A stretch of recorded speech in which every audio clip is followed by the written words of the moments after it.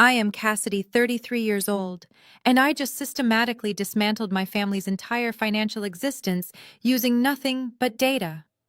It all started on what should have been the proudest day of my life.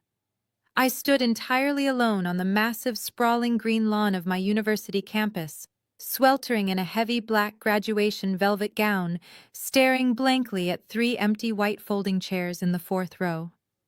My phone buzzed in my hand. It was a text from my mother, Diane. The message read, "We are not coming. A degree at 33 is pointless. Stop embarrassing the family. Go home and stop playing pretend." I did not shed a single tear. I simply dropped the expensive celebratory bouquet of roses I had bought for myself into the nearest trash can and turned away. What my mother did not know was that her text message would soon become the most expensive mistake of her life. Before I continue this story, let me know where you are watching from in the comments below. Hit the like button and subscribe if you have ever had to stand up to a toxic family member who constantly underestimated your worth. Trust me, you are going to want to hear exactly how I used my pointless degree to take everything from them. Around me, the campus was alive with joyous noise. Proud parents were snapping photographs of their children adjusting graduation caps and crying tears of pure joy. Fathers were pulling their daughters into tight embraces, and mothers were handing over beautifully wrapped gifts. I stood like a ghost among the celebrations, clutching my hard-earned diploma in biomedical data science. The gold foil seal caught the afternoon sunlight, a stark reminder of the grueling late nights, the endless research, and the sheer willpower it took to get here without a single dime of support from my family. I had literally spent the last 5 years surviving on instant noodles and cheap coffee, taking out predatory student loans just to keep the lights on in my cramped apartment. I had invited my mother, my sister Brittany, and my brother-in-law Kendrick, hoping that for just one afternoon they could put aside their relentless judgment and celebrate an actual milestone. I had even reserved premium seats for them right near the podium. Instead, those three empty chairs mocked me glaringly obvious amid the sea of packed rows. I read the text message from my mother one more time. "Stop embarrassing the family." The audacity of her words settled into my chest, but instead of the familiar sting of rejection, I felt an icy wave of absolute clarity. For years, I had allowed Diane to dictate my worth. She lived in a sprawling Connecticut mansion, completely obsessed with projecting an image of old money wealth and suburban perfection. To her, a daughter pursuing a doctorate in her 30s was an absolute failure, a stain on her flawless country club reputation. She preferred my sister Brittany, who ran a flashy organic cosmetics brand and married into what appeared to be a wealthy Atlanta finance family. They were the golden children, the success stories she bragged about at charity galas. I was always just the quiet, stubbornly independent disappointment who refused to conform and get a normal, respectable corporate job. I locked my phone screen and took a deep breath of the warm summer air. The heavy, emotional weight of seeking my mother's approval evaporated right there on the graduation lawn. I realized I did not need her applause, and I certainly did not need her toxic presence in my life. I walked away from the ceremony as the crowd cheered for the valedictorian. I tossed the velvet doctoral hood over my arm and headed straight for the parking lot, completely ignoring the sympathetic glances from a few professors who had noticed my isolation. I climbed into my beat-up 15-year-old Honda Civic, a car my mother frequently called an eyesore, and started the ignition. The tired old engine sputtered loudly for a moment before finally catching a harsh contrast to the luxury sedans filling the university lot. As I gripped the worn steering wheel, I felt a strange sense of liberation. Let them think I am a failure. Let them laugh at my age and my cheap car. I pulled out of the parking lot, leaving the empty chairs and the fake family obligations behind me. I knew something they did not. I knew the exact value of the algorithm I had spent the last 3 years building in the dark. I was driving home completely alone, but my life was about to change in ways my mother could not even begin to comprehend. The drive back to my tiny apartment was a blur of memories I usually tried to suppress.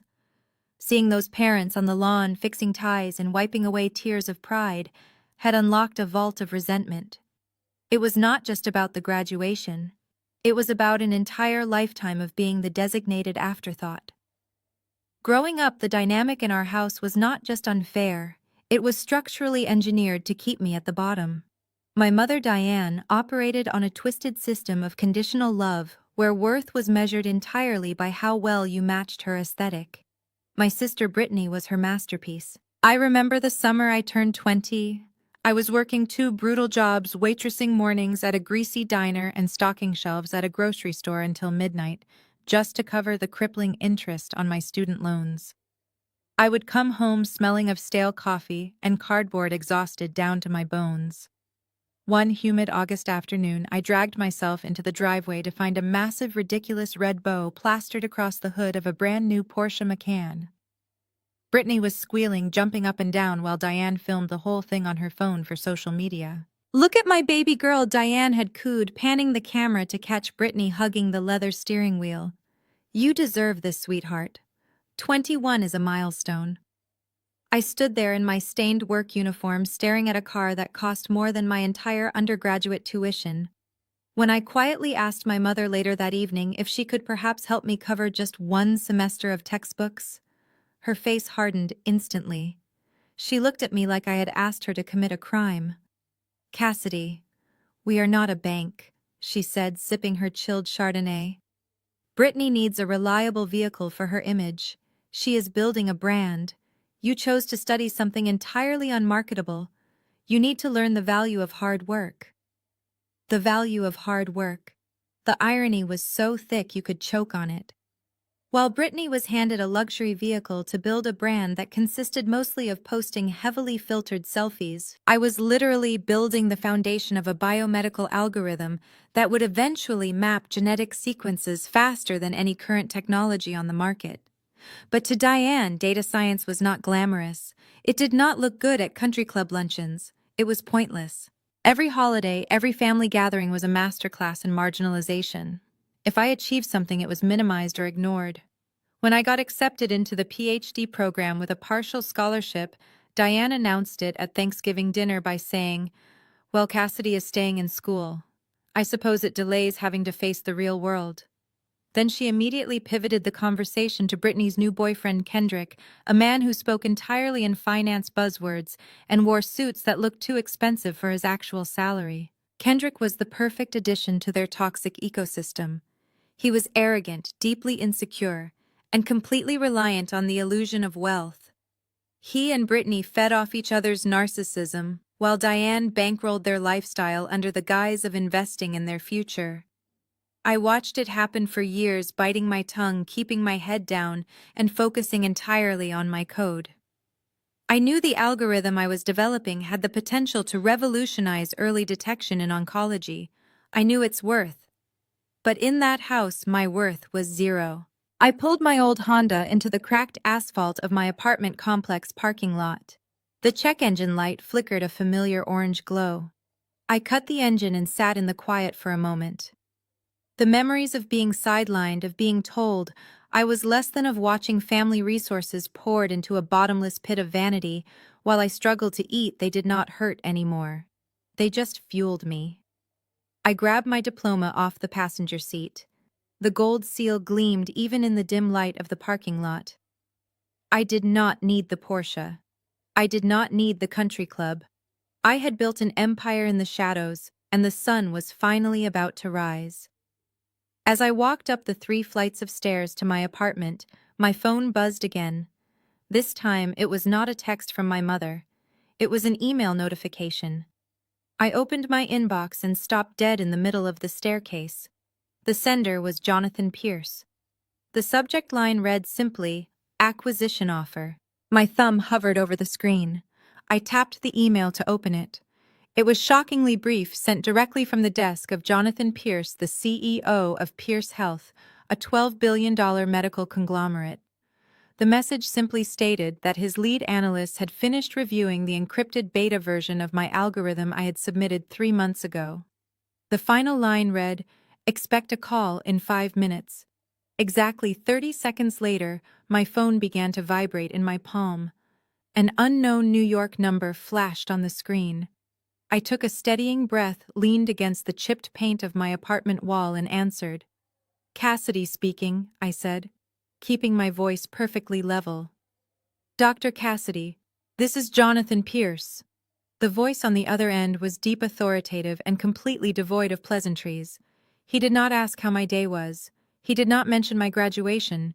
He spoke with the terrifying efficiency of a man whose time was worth thousands of dollars a minute. Mr. Pierce. Thank you for reaching out. I will cut right to the chase, he continued. My engineering team has spent the last 72 hours trying to break your genomic sequencing model. They failed. Your algorithm processes predictive oncology data 40% faster than the industry standard. It is brilliant, and quite frankly, it makes our current systems look like they were built in the Stone Age. I stared at the peeling wallpaper of my hallway. My family had called my degree pointless just hours ago, yet the CEO of a multi-billion-dollar empire was telling me I had outsmarted his entire research and development department. I appreciate the feedback, I replied smoothly. I built it to be impenetrable. And you succeeded, Jonathan said. Pierce Health wants to acquire the exclusive rights to your algorithm immediately. We are prepared to offer you a lump sum of $7.2 million for full ownership. The number hung in the air. $7.2 million. It was a sum so large it almost felt abstract. It was enough to pay off my student loans 100 times over. It was enough to buy Diane's Connecticut mansion in cash. But I did not gasp. I did not cry. My years of being suppressed by my family forged an ironclad composure. I am listening, I said calmly. Furthermore, acquiring the tech is not enough, he added. We need the architect. I am offering you the position of Senior Director of Risk Analysis and Data Integration at Pierce Health. Your starting base salary will be $450,000 a year, plus generous stock options. We want you to oversee the implementation of your software across our entire network. You would report directly to the board. This was it. The absolute validation of every sleepless night, every skipped meal, and every condescending comment I had ever endured from my mother and sister. They had practically begged me to get a normal job, to stop chasing foolish academic dreams and settle for mediocrity. Now, I was being handed the keys to the kingdom at one of the most powerful medical corporations in the country. There is one condition, Jonathan continued, his tone turning slightly sharper. We are currently undergoing a massive portfolio expansion. We recently acquired a venture capital firm, and we are restructuring their assets. We need someone ruthless to manage the data risk side of that transition. You will be handling sensitive financial overlaps. I need to know you have the stomach for corporate warfare, Cassidy, because in this position, you will be making decisions that ruin people's bad investments. I thought about Kendrick and his fake finance jargon. I thought about Britney's failing organic makeup brand that Diane constantly funded. I thought about the 3 empty chairs at my graduation.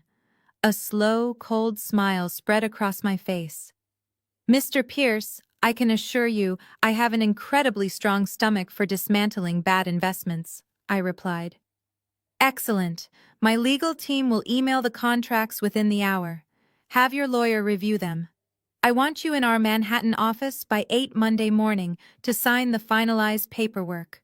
Welcome to Pierce Health, Dr. Cassidy. The line went dead. I lowered the phone slowly. My hands were not shaking. My heart was beating in a slow, powerful rhythm. I walked into my cramped living room, sat down on my thrifted sofa, and looked at the glowing screen of my laptop. $7.2 million. An executive suite. I had just become the most powerful person in my bloodline, and none of them had the slightest clue. The irony was deeply intoxicating.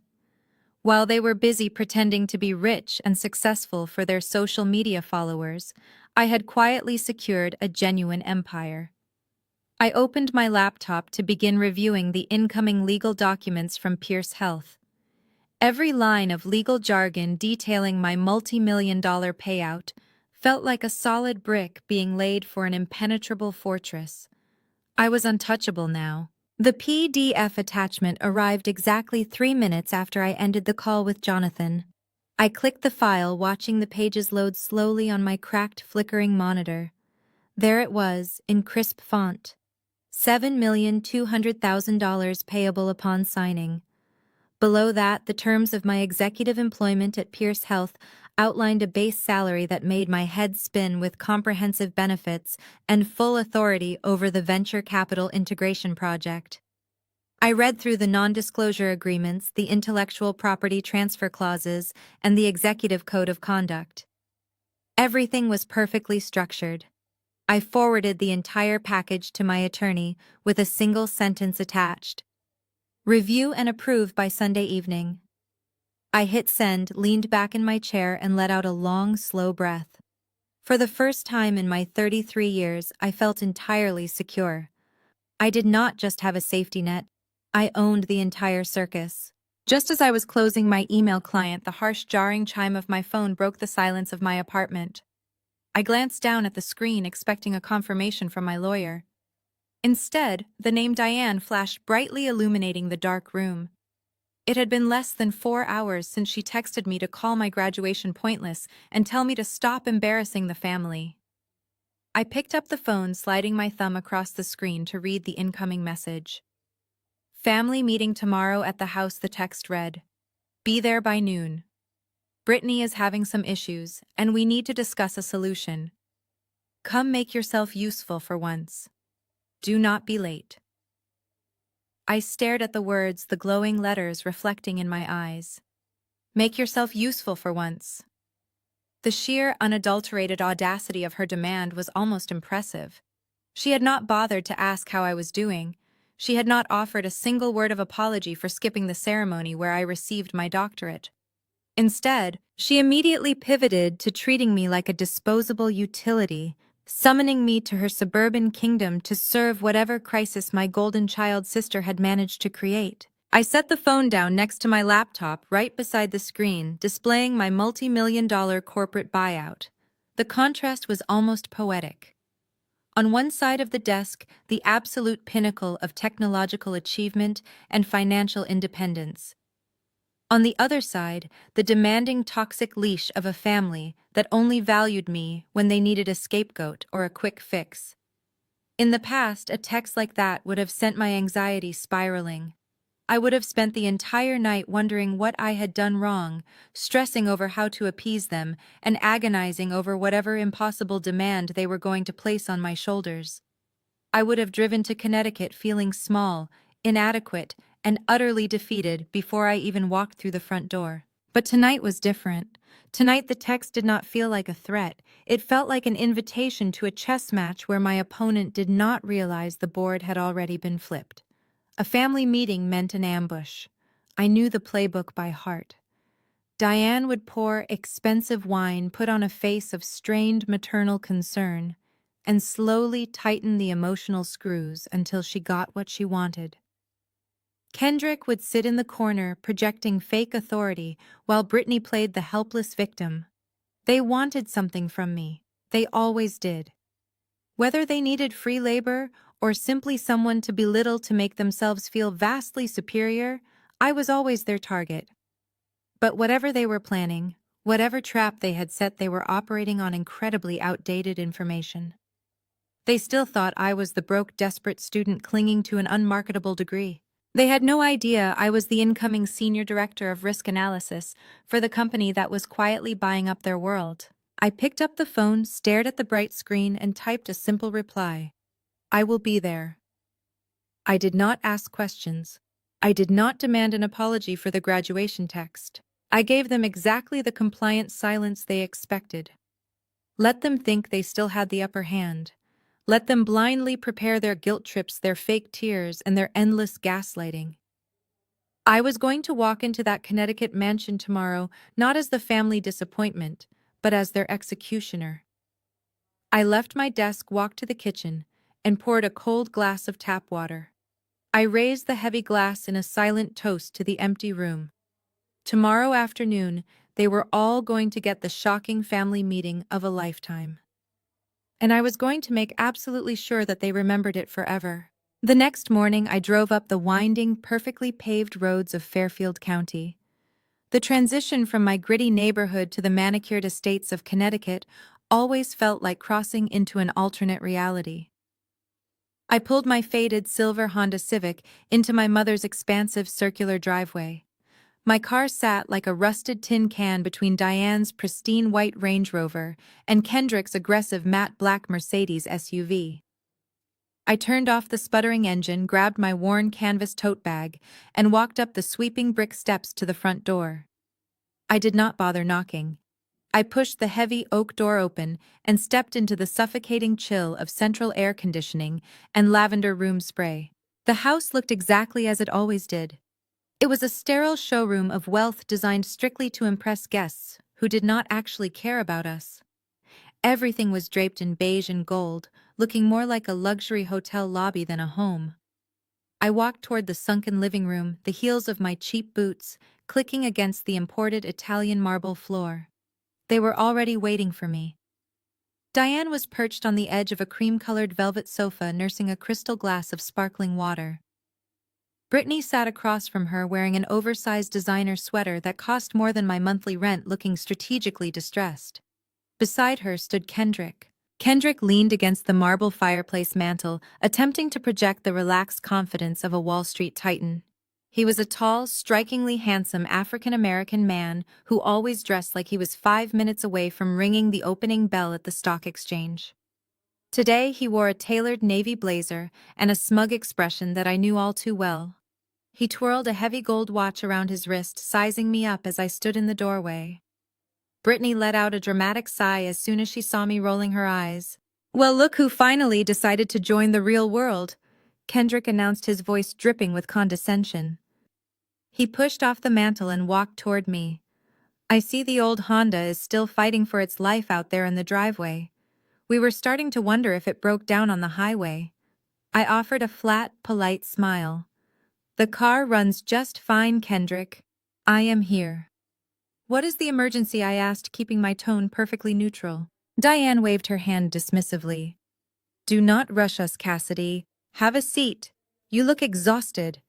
Did you even sleep last night, or were you too busy celebrating your little graduation by yourself?" She emphasized the word little as if I had just completed a weekend seminar instead of a rigorous doctoral program. Kendrick chuckled, a deep, resonant sound that filled the room. "Yeah, congratulations on the degree, Cass. A PhD in what was it again? Biological something." He did not wait for my answer. "I hope you practiced your latte art. With a highly specialized, pointless degree like that, you are going to need to be the best barista in the city to pay off those student loans." Brittany let out a sharp, mean laugh, pulling her knees to her chest. "Kendrick, stop it," she said, though her tone was entirely encouraging. "You know she is sensitive about her career choices. Not all of us are cut out to be executives or business owners. Some people just want to stay in school forever to avoid paying taxes." I stood there, letting their insults wash over me. In the past, this coordinated attack would have crushed me.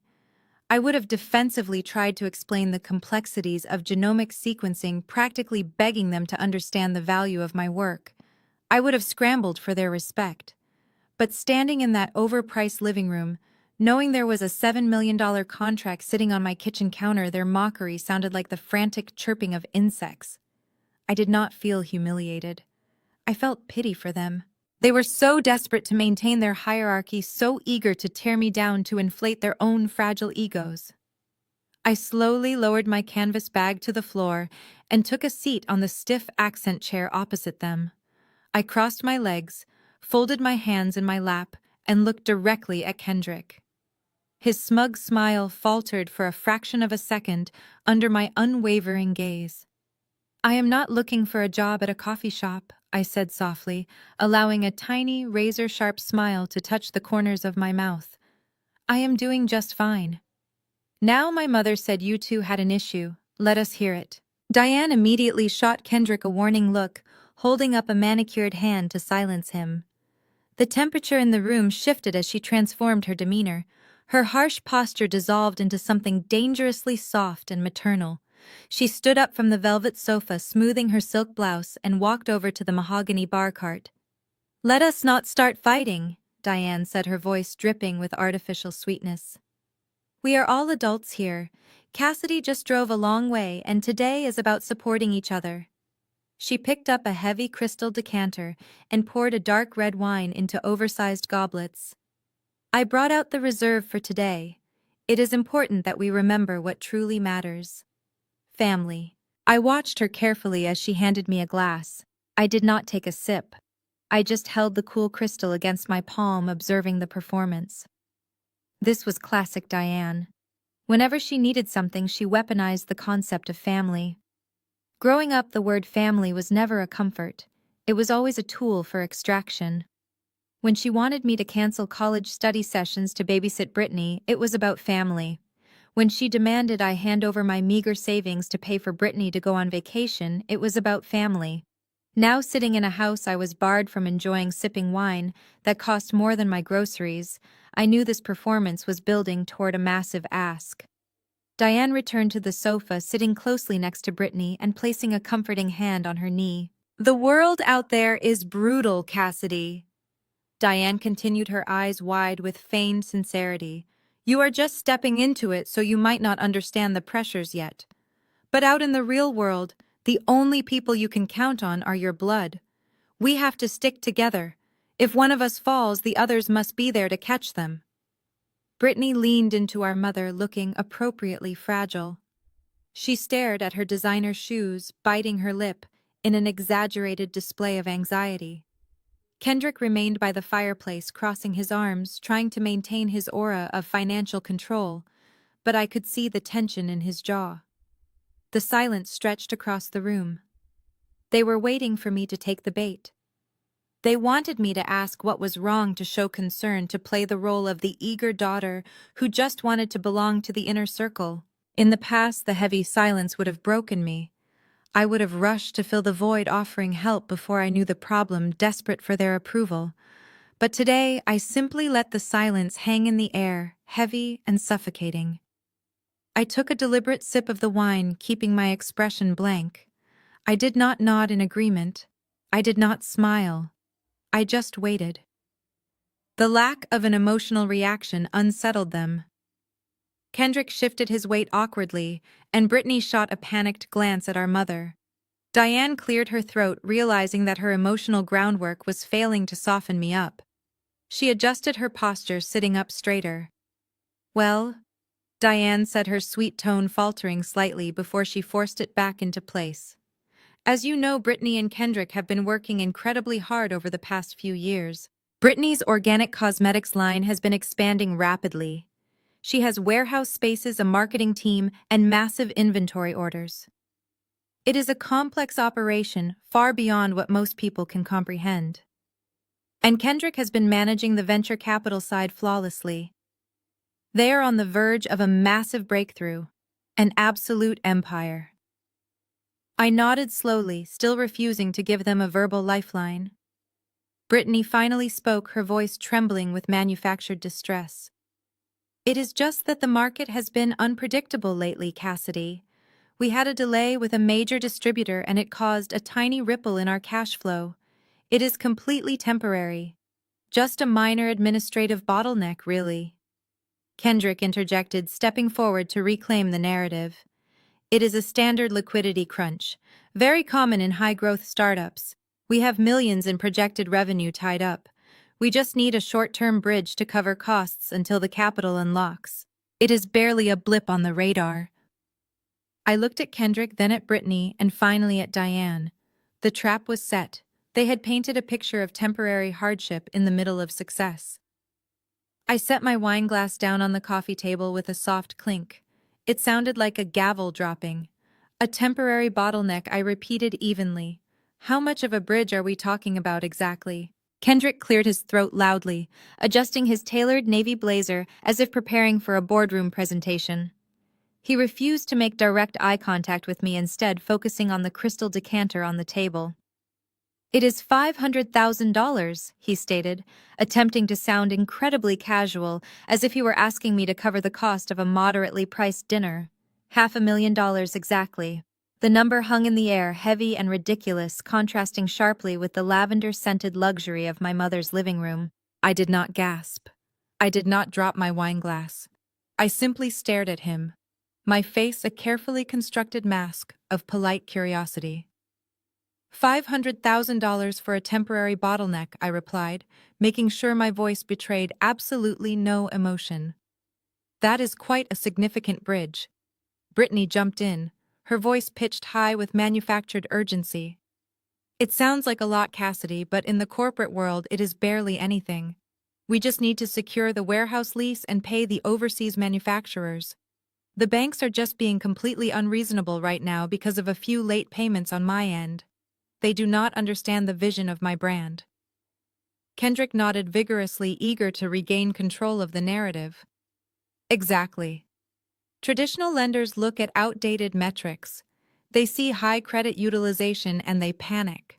What they fail to see is the projected quarterly growth. We have the revenue stream mapped out. We just need a guarantor, a co-signer to appease the underwriters, someone with an unblemished financial record to vouch for the loan. And that is where you come in, sweetheart, Diane said, leaning forward and resting her hand gently on my knee. Her touch felt cold and calculated. We know you do not have much, Cassidy. We know you live a very modest life in that little apartment. But precisely because you never buy anything, because you never take risks, your credit score is immaculate. You have no mortgage, no car payments, and you have consistently made your student loan payments. You are a ghost to the credit bureaus, and right now, that makes you incredibly valuable. I looked down at her hand on my knee, then back up to her face. Let me make sure I understand this perfectly, I said, my voice dangerously calm. You want me, the woman with the pointless degree who you just suggested should become a barista, to co-sign a $500,000 commercial loan for a cosmetic company? Kendrick waved his hand dismissively. Do not get hung up on jokes, Cassidy. This is business. You would not actually be paying a single dime. It is purely a formality, a signature on a piece of paper. We make the monthly payments, the capital unlocks in 6 months, and we refinance you right off the loan. You will not even notice it happened. It is about family equity. Diane added, her eyes wide and pleading. You would be saving your sister's dream. And of course, we would make it worth your while. Brittany wants to offer you a title, something like Honorary Vice President of Operations. It would look fantastic on your resume when you finally start looking for real jobs. The sheer unadulterated audacity of their proposal was staggering. They had spent my entire life financially and emotionally starving me. They had mocked my choices, belittled my education, and abandoned me on my graduation day. Now they were sitting in a multi-million-dollar mansion, wearing designer clothes, asking me to assume $500,000 of legal liability to fund their fake lifestyle. They viewed my years of living in near poverty, my careful budgeting, and my financial discipline as a resource they were inherently entitled to harvest. I took another long, slow sip of my wine, letting the silence stretch out again. I looked at Brittany, who was chewing on her thumbnail, shedding her confident CEO persona for the anxious child she actually was. I looked at Kendrick, the fake finance guru who could not secure a standard business loan. And finally, I looked at Diane, the architect of this entire toxic dynamic. They genuinely believed I was foolish enough to sign my financial life away for a meaningless title and a scrap of their conditional approval. They thought I was still the desperate, isolated girl begging for a seat at their table.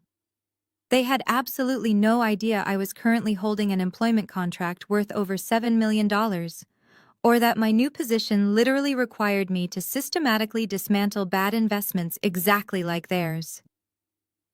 I placed my glass gently back onto the mahogany coffee table, making sure it aligned perfectly with the coaster. I looked directly into my mother's eager and incredibly expectant dark eyes. No, I said softly, holding her gaze without blinking or looking away.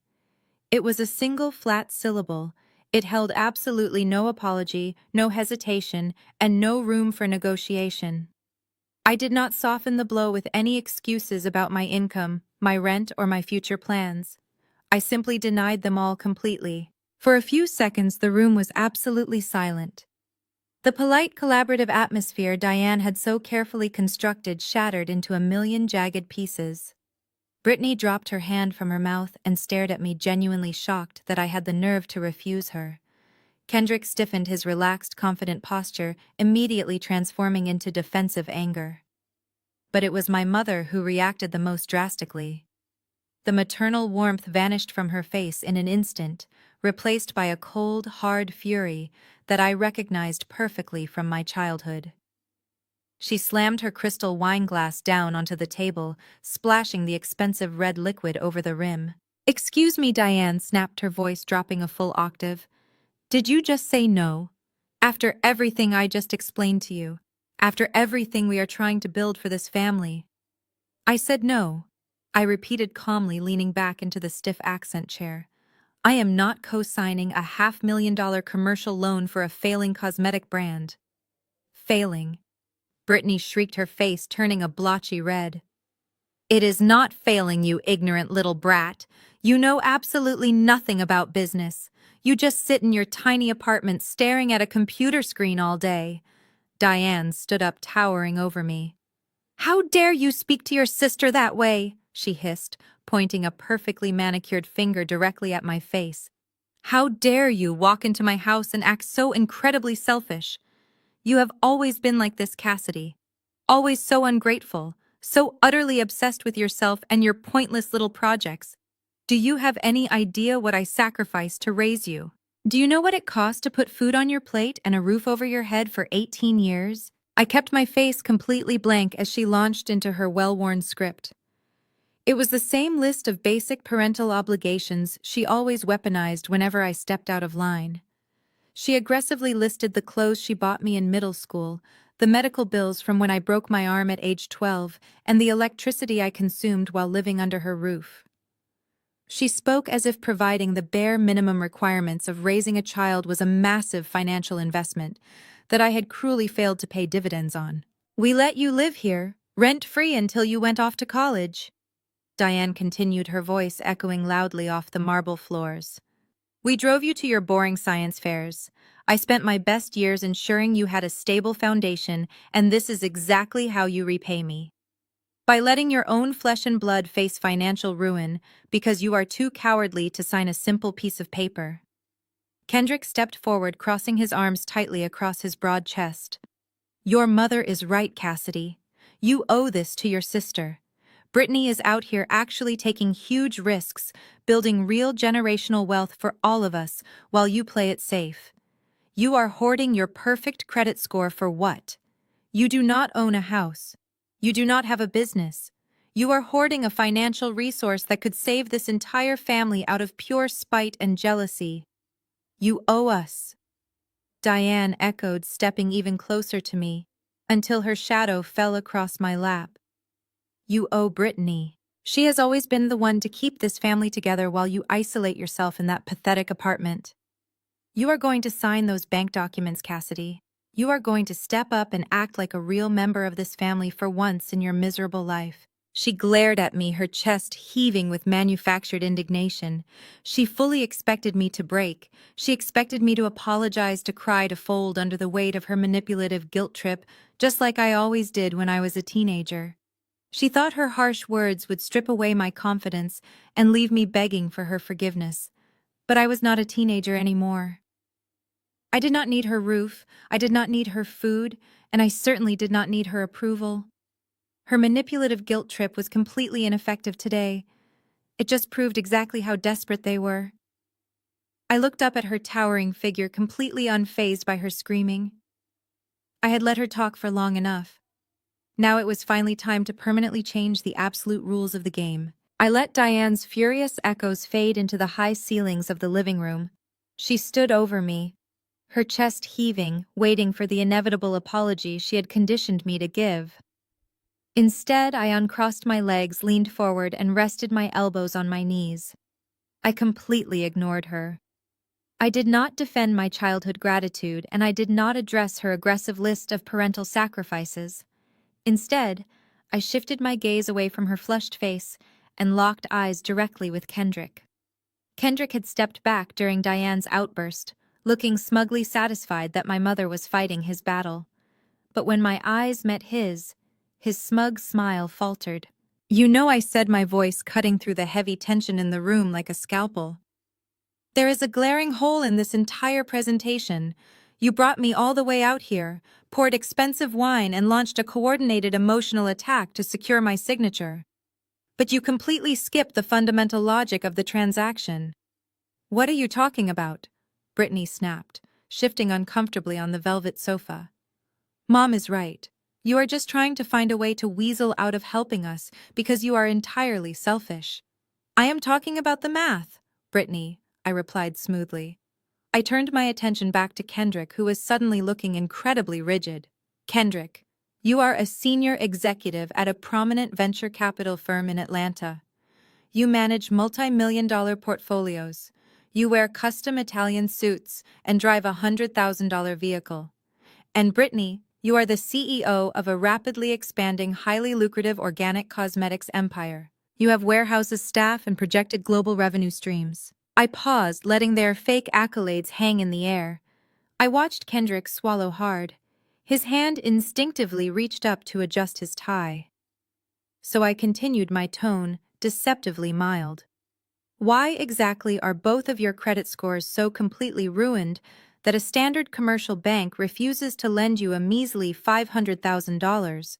If your assets are so strong and your revenue is so guaranteed, any basic financial institution would approve that bridge loan in a heartbeat.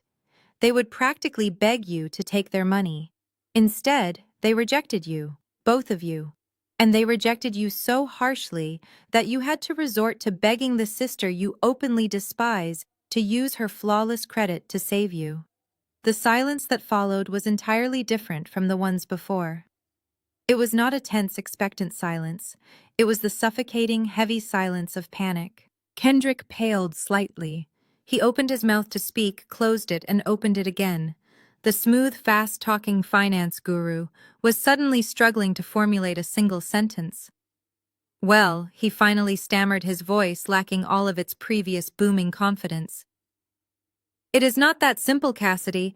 As I mentioned before, the traditional banking sector relies on outdated algorithms. They look at current liquidity ratios rather than projected enterprise value. We have capital, it is just tied up in restricted offshore investment vehicles. Restricted offshore investment vehicles? I repeated slowly, letting the sheer absurdity of the phrase sink in. So you are telling me that you, a Wall Street professional, managed your personal finances so poorly that your credit score is worse than a broke graduate student who just finished living off instant ramen. That is completely out of line, Kendrick raised his voice, stepping forward aggressively. You do not understand high-level finance. You are out of your depth here. My credit utilization is temporarily high due to strategic leverage. It is a calculated risk. Brittany jumped up from the sofa, her hands trembling. Stop attacking my husband. He knows what he is doing. He is a financial genius. The banks are just being conservative right now. If he is a financial genius, then why are you facing financial ruin over a $500,000 bottleneck? I shot back, my voice rising just enough to command absolute authority over the room. Real wealth does not panic over a 6-month delay. Real wealth does not need a guarantor. You are lying to me, both of you. And judging by the look of absolute panic on your face right now, Kendrick, I am guessing you are hiding something massive. Diane stepped between us, her face a mask of furious indignation. Enough. I will not have you come into my home and interrogate my son-in-law like he is some kind of criminal. You are just making excuses to avoid your family obligations. I am looking for the truth, I stated coldly. I stood up, unzipping my heavy canvas tote bag slowly. Unlike all of you, I do not rely on fake stories. I rely on verified data. I pulled my sleek silver laptop from the canvas tote bag and set it gently onto the mahogany coffee table, pushing aside the crystal wine glasses to make room. Kendrick watched my movements with a mixture of annoyance and disbelief. He let out a harsh, patronizing laugh, shaking his head, as if he were dealing with a stubborn toddler who had just pulled out a coloring book during a serious adult conversation. Put the computer away, Cassidy, he ordered, his voice dripping with condescension. We are not asking you to analyze a spreadsheet or run a science experiment. This is high-level corporate finance. You cannot just Google your way out of understanding macroeconomic principles. I ignored him, tapping the keyboard to wake the screen. My eyes scanned the room until I spotted the wireless casting module plugged into the massive 85-inch flat-screen television mounted above the fireplace. I quickly synced my display to the network. Kendrick took a step closer, towering over the table, attempting to use his physical presence to intimidate me. "You are completely out of your depth," he continued, his tone growing louder and more aggressive. "You sit in a lab all day looking at cells, so I do not expect you to grasp the complexities of venture capital restructuring. Let me explain this in terms simple enough for you to understand. We are currently navigating unprecedented market volatility. The Federal Reserve has engaged in aggressive quantitative tightening, which has completely dried up the mezzanine financing markets. Brittany's company is highly leveraged, yes, but it is structured that way intentionally to maximize our EBITDA multiples. We are optimizing our capital stack. It is a standard liquidity trap caused by temporary macroeconomic headwinds, not a fundamental flaw in the business model." Brittany nodded along vigorously, clearly not understanding a single word her husband was saying, but desperate to project an image of solidarity. "Exactly," she chimed in, crossing her arms defensively. "We are optimizing the capital stack. It is totally standard." Diane shot me a furious glare. "Listen to him, Cassidy. He works with millions of dollars every single day. He knows exactly how these systems operate. You are embarrassing yourself by trying to play detective." Kendrick smirked, fueled by my mother's unwavering support. He adjusted his tailored blazer and adopted the tone of a weary professor lecturing a remarkably slow student. "The traditional commercial banking sector is notoriously risk-averse right now," he explained, waving his hand dismissively. "They look at our debt-to-equity ratio, and they flinch because their algorithms are rigid and outdated. They do not factor in our projected quarterly growth or the proprietary nature of our supply chain. The $500,000 bridge loan is simply a synthetic hedge. We use your pristine credit score to secure a lower interest rate on a short-term debt facility, which allows us to bypass the restrictive covenants of our primary lenders. Once the next tranche of Series B funding clears, we retire the debt facility, and your name is removed completely. It is practically a clerical maneuver." He spoke rapidly, layering buzzword over buzzword in a desperate attempt to build a wall of financial jargon so dense that I would simply give up and sign the papers out of sheer confusion. It was a classic manipulation tactic. Make the victim feel stupid, make the problem sound impossibly complex, and present the demanded solution as the only logical way forward. In his mind, I was just a naive academic who would be easily bullied into submission by terms like synthetic hedge and capital stack. He genuinely believed his expensive suit and loud voice made him the smartest person in the room. I kept my face entirely expressionless as I finished typing my secure password into the terminal. The massive television screen above the fireplace suddenly flickered to life, mirroring my laptop display in crisp, high-definition resolution. Kendrick stopped his rant mid-sentence, staring up at the screen in confusion. "What are you doing?" he demanded, his voice losing its confident edge. I did not answer him immediately. Instead, I opened a secure encrypted folder on my desktop. The folder contained the raw data I had pulled from public records, corporate filings, and the back-end financial footprints I had access to during my algorithm development. I arranged the windows perfectly on the screen so that every single number, every single hidden debt, and every single unpaid invoice was clearly visible. I finally looked up from my keyboard, meeting Kendrick's panicked eyes. "I understand macroeconomic principles perfectly well, Kendrick," I said, my voice echoing coldly in the silent living room. "I also understand that a synthetic hedge is not a magical spell you can cast to make massive, unrecoverable debts disappear. Here." I tapped the spacebar on my laptop, and a complex flowchart expanded to fill the entire 85-inch screen. The room fell into a stunned silence as the vibrant colors of the chart illuminated their shocked faces. "This," I said, pointing toward the television, is the actual capital stack of Brittany's organic cosmetics empire. I pulled these figures from public vendor liens, shipping manifests, and state tax filings over the last 36 months. There is no Series B funding on the horizon. There is no massive quarterly growth. There is only a catastrophic mountain of high-interest debt. Brittany stumbled forward, her designer sweater suddenly looking too large for her shrinking posture. "Where did you get that?" she demanded, her voice shrill with absolute panic.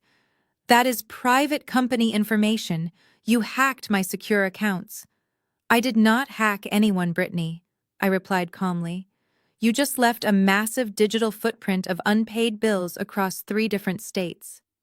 Let us look at the warehouse lease you mentioned earlier." I highlighted a bright red block on the screen with my cursor. "You have not paid your primary distributor in New Jersey since late February. Instead of generating revenue from your existing inventory, you took out a merchant cash advance at an astronomical 45% interest rate just to cover the minimum payments on your previous business loans. You are not running a business," I continued, my voice steady and unforgiving. "You are running a small-scale Ponzi scheme. You take capital from new predatory lenders purely to pay off the older predatory lenders. The organic makeup you pretend to sell is currently sitting in a damp storage facility, expiring rapidly because you cannot afford the shipping fees to fulfill your actual customer orders. Your profit margins are completely non-existent." Diane gasped loudly, clutching her chest as if she had been physically struck by the undeniable numbers. "Cassidy, stop this nonsense right now," she commanded, though her voice visibly shook. "You do not understand how modern retail works at all. Brittany has hundreds of thousands of online followers. Her brand is incredibly valuable to future investors." I clicked another folder, bringing up a separate spreadsheet full of raw analytics. "Followers do not pay commercial leases, Diane," I countered, "especially when over 70% of those followers are purchased bot accounts from cheap overseas servers." I ran a basic diagnostic on her engagement metrics late last night. The entire brand is a complete illusion built on lies. Every single dollar you handed her, every loan she secured, was poured into marketing a fake aesthetic rather than building an actual functioning supply chain. She is currently burning through $50,000 a month just to keep up appearances on her various social media platforms. That is exactly why the legitimate commercial banks laughed you out of their corporate offices. They saw the exact same data I am showing you right now on this screen. Brittany sank heavily back onto the velvet sofa, covering her face with her trembling hands. The confident chief executive persona had completely vanished, replaced by the harsh reality of a woman drowning in her own vanity. Kendrick stood completely frozen by the fireplace, his eyes darting frantically across the illuminated screen as he tried to find a single mathematical error to exploit. But the numbers were absolute and undeniably accurate. "Data does not care about your fragile ego," I said softly, looking directly at my weeping sister. "It does not care about your expensive designer clothes or your perfectly curated internet aesthetic. You are currently in default on 3 separate commercial loans, Brittany. You do not need a temporary financial bridge. You are completely and utterly bankrupt." Diane looked back and forth between the glowing screen and her sobbing golden child, her jaw incredibly tight with furious denial. She could not accept that her ultimate masterpiece was a total financial failure. She turned aggressively to Kendrick, desperate for him to use his Wall Street expertise to fix the broken narrative. "Kendrick, tell her she is wrong," Diane pleaded desperately. "Show her the real revenue projections. Prove to her that this is just a minor administrative misunderstanding." But Kendrick did not move an inch. He was staring at the silver laptop resting on the coffee table as if it were a live explosive device. He swallowed, hard beads of nervous sweat forming quickly on his forehead. I smiled a very cold, razor-sharp smile. "Oh, do not worry," I said, shifting my piercing gaze from my ruined sister directly to my panicked brother-in-law. "We are not finished here yet. Now it is Kendrick's turn. Let us take a close look at your brilliant financial portfolio next." I pressed the right arrow key on my keyboard. The massive television screen shifted instantly from Brittany's disastrous corporate footprint to a fresh, terrifyingly detailed dashboard. The logo of Kendrick's prestigious Atlanta venture capital firm flashed brightly across the top of the display, followed immediately by a scanned copy of a confidential termination agreement. Kendrick physically recoiled as if the television had just reached out and struck him. He took 2 rapid steps backward, nearly tripping over the edge of the expensive Persian rug. "You cannot show," that he stammered, his voice cracking, entirely stripped of its usual booming authority. "That is subject to a strict non-disclosure agreement.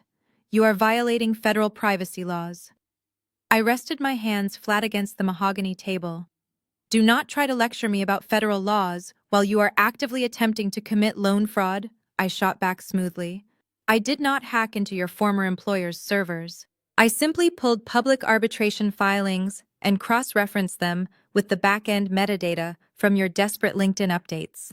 You have been posting inspirational quotes about market disruption for 8 weeks, but the reality is much less glamorous." I tapped the screen again, highlighting a specific paragraph in bright yellow.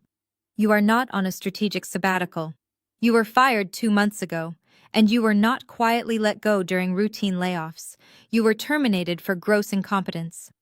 The documents clearly state that you completely mismanaged a critical tech acquisition, costing your firm over $4 million in regulatory fines.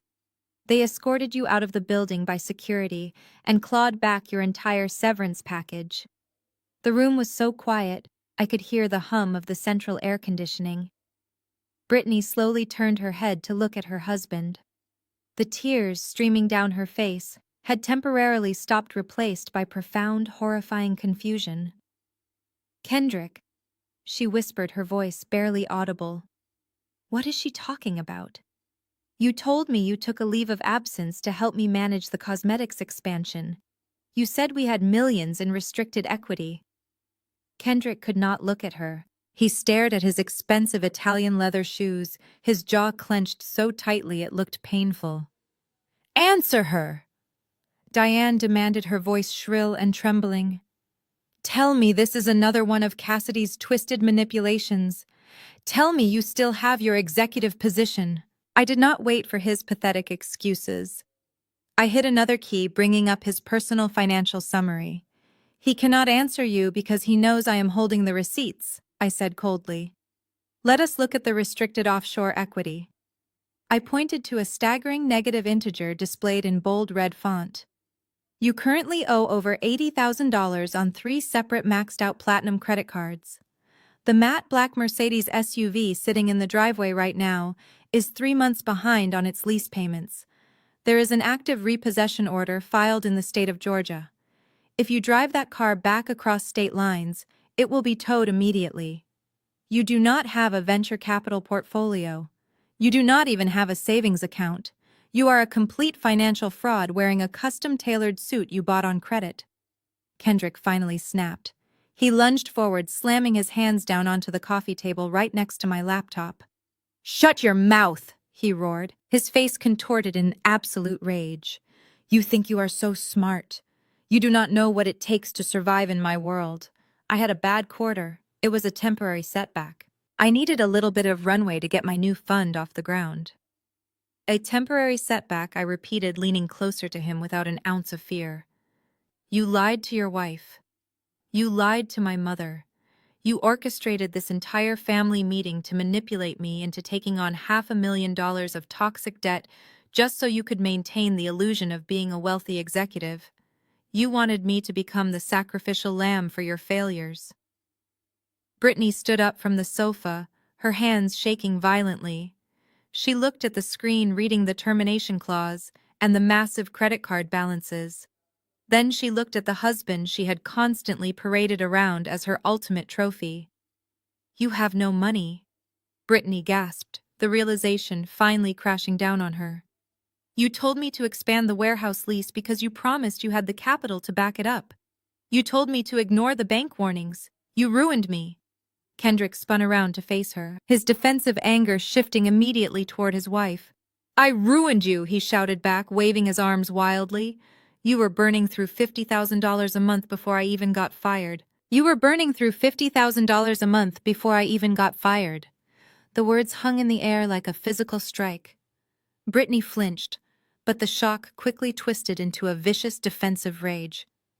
"Do not you dare blame me for your pathetic failures," she screamed, taking a step toward him. "My brand needed marketing. It needed visibility. You were supposed to be the financial wizard. You promised me we had an unlimited safety net. You stood at our wedding and bragged to my entire family about your portfolio. You are nothing but a con artist." Kendrick let out a cruel, bitter laugh that echoed harshly against the marble floor. "Your brand?" He mocked, his face twisting with disgust. "Your brand is a complete joke, Brittany. You sell cheap rebranded lotion in expensive glass bottles. Nobody was buying it. The only reason your company stayed afloat for the past 2 years is because I was illegally shuffling funds from my client accounts to cover your ridiculous marketing invoices. That is why I got fired. I compromised my entire career to fund your desperate need for internet validation." Brittany gasped, her hands flying to her mouth. "You stole money to pay for my company," she whispered, her voice cracking with absolute terror. "Are you insane? Do you know what kind of legal trouble that puts me in?" "It puts you in the exact same boat as me," Kendrick snarled, leaning down so he was eye level with her. "We are drowning together. You think you can just walk away from this and pretend you are an innocent victim? The bank accounts are jointly held. Your name is on the commercial lease. When the creditors come knocking, they are going to repossess everything: your warehouse, your inventory, and all of your precious designer bags. You are just as broke as I am. Stop it! Both of you stop it right this instant!" Diane shrieked, waving her arms frantically as she inserted herself directly between them. Her face was flushed dark red and her eyes darted nervously toward the large bay windows facing the street, terrified that the neighbors might hear the screaming. "Have you completely lost your minds? We do not air our dirty laundry like this. We are a respectable family. We can fix this. We just need to sit down, calm down, and make a plan." "There is no plan," Mom, Brittany sobbed, her perfect posture crumbling as she collapsed back onto the sofa. She pulled her knees to her chest, crying hysterically. "He ruined my life. He lied to me for months. I want a divorce. I want him out of this house." Kendrick rolled his eyes, adjusting his suit jacket with a gesture of pure disdain. "Go ahead and call a lawyer, Brittany. See how much they charge for a retainer. Because I guarantee you cannot afford one. You have absolutely nothing left for me to take." Diane grabbed Kendrick by the arm, digging her manicured nails into his sleeve. "You are not leaving," she hissed, her voice vibrating with panic. "You are going to stay right here and help me clean up this mess. If word gets out that you lost your job and Brittany is bankrupt, we will be completely ruined. The country club board will revoke our membership. My reputation in this community will be destroyed. I will not allow you to humiliate me like this." I sat perfectly still in the stiff accent chair, watching the absolute destruction of their carefully curated kingdom. I did not need to raise my voice. I did not need to hurl insults or defend my own choices. The data I had projected onto the television screen was doing all the work for me. The illusion of the golden child and the wealthy tech bro was entirely shattered, leaving behind nothing but three deeply insecure people fighting desperately over the scraps of their fake wealth. They were completely ignoring me now, too consumed by their own internal implosion to remember why they had summoned me here in the first place. But Diane was not ready to surrender. As the reality of their bankruptcy settled over the room, her panicked eyes darted around until they finally locked onto me. She let go of Kendrick and slowly walked toward my chair. Her face contorted into a deeply unsettling mask of desperation. The arrogant, commanding mother from 10 minutes ago was gone. In her place was a terrified woman grasping at her final lifeline. "Cassidy." Diane pleaded, her voice trembling as she knelt on the Persian rug right in front of me. "You see what is happening here. You see how desperate we are. You must sign that loan document now. If you do not help, they will seize everything." I looked down at the woman kneeling on the expensive Persian rug. My mother, The woman who had spent her entire life cultivating an image of absolute superiority was literally groveling at my feet. Her perfectly styled hair was beginning to unravel, and her makeup was smudged from the panicked tears welling in her eyes. I smoothly pulled my arms back, resting them firmly on the arms of the accent chair. "Do not touch me," I said, my voice completely devoid of any sympathy. "I am not signing anything, Diane. Your financial ruin is the direct result of your own arrogance and your absolute refusal to hold your golden child accountable. You enabled Brittany to build a fraudulent company, and you allowed Kendrick to operate his entire life as a con artist. You let them burn through every single dollar you had because you cared more about how things looked than what was actually real. Now the bill has finally arrived." Diane let out a choked, desperate sob. She looked back at Brittany, entirely unresponsive to the crisis. Then Diane looked at Kendrick, who had retreated into the furthest corner of the living room, completely abandoning any pretense of protecting the family. Seeing that she was entirely alone in this battle, a new kind of desperation took hold of my mother. The pleading sorrow vanished from her face, instantly replaced by the terrifying, frantic energy of a cornered animal. She scrambled up from the floor, her breathing ragged and shallow. "You do not understand what is actually at stake here, Cassidy," she gasped, pointing a shaking finger at the mahogany coffee table where the loan documents sat untouched. "It is not just the warehouse. It is not just the cars. They are going to take this house. My house. The home where you grew up." I kept my expression entirely neutral, leaning back slightly in the chair. "Then you will have to downsize," I replied practically. "Sell the designer furniture, sell the jewelry, move into a smaller apartment like the rest of the world. It is not the end of your life, Diane. It is just the end of your expensive lies." But my logical response only pushed her further over the edge of sanity. She stomped her foot hard against the marble floor, her face twisting into a mask of pure, unadulterated fury. "I will not live in an apartment!" she shrieked, her voice echoing violently off the high ceilings. "I will not let the women at the country club look down on me. I built this family. I gave everything to make sure we looked perfect. You are going to sign that document right now, or I swear to you, I will make sure you suffer right alongside us." I raised an eyebrow, genuinely curious about what kind of leverage she mistakenly believed she still possessed. "And exactly how do you plan to make me suffer?" I asked softly. "I have my own money. I have my own career. You have absolutely no control over my life anymore." Diane let out a sharp, hysterical laugh that sounded entirely unhinged. She lunged forward, slamming both of her hands flat against the top of the coffee table. The crystal wine glasses rattled ominously. "Because you are already involved, you ungrateful little brat," she screamed, her eyes wide and manic. "You have been involved for 3 years. Pushed to the absolute brink of panic, Diane finally snapped.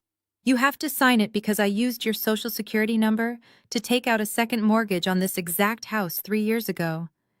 If you do not bail us out today, the bank takes you down with us. They will ruin that precious credit score you are so incredibly proud of." The living room fell into a dead, horrifying silence.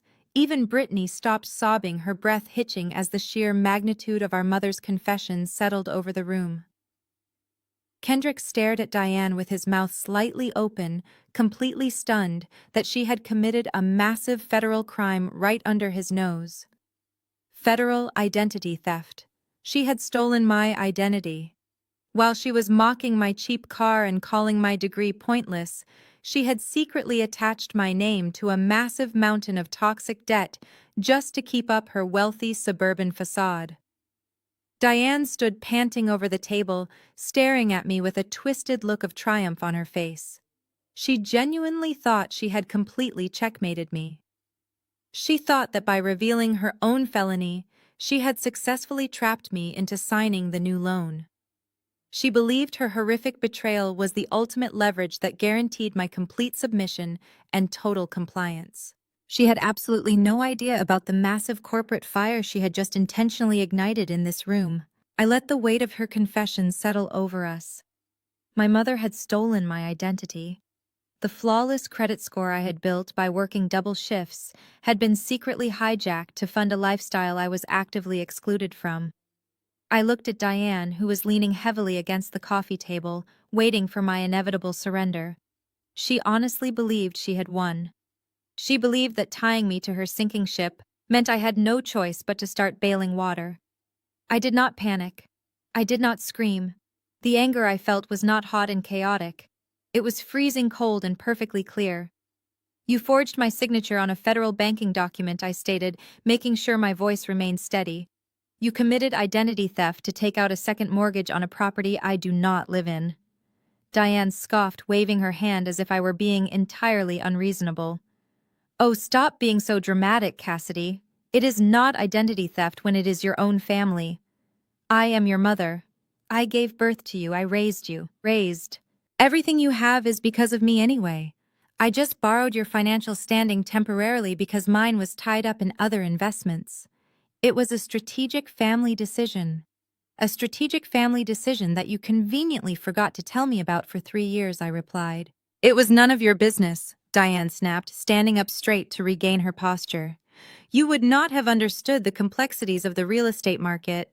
I did what I had to do to protect this family.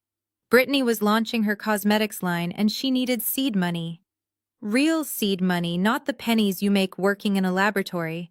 She is a visionary, Cassidy. She has the potential to be a massive success to elevate the family name. I had to prioritize the daughter who was going to make something of herself." The words hung in the air, cruel and entirely unvarnished. She was not even trying to hide her blatant favoritism anymore. In her twisted mind, stealing my identity was completely justified because Brittany was inherently more valuable. "You chose to waste your 20s hiding in libraries," Diane continued, her tone dripping venom.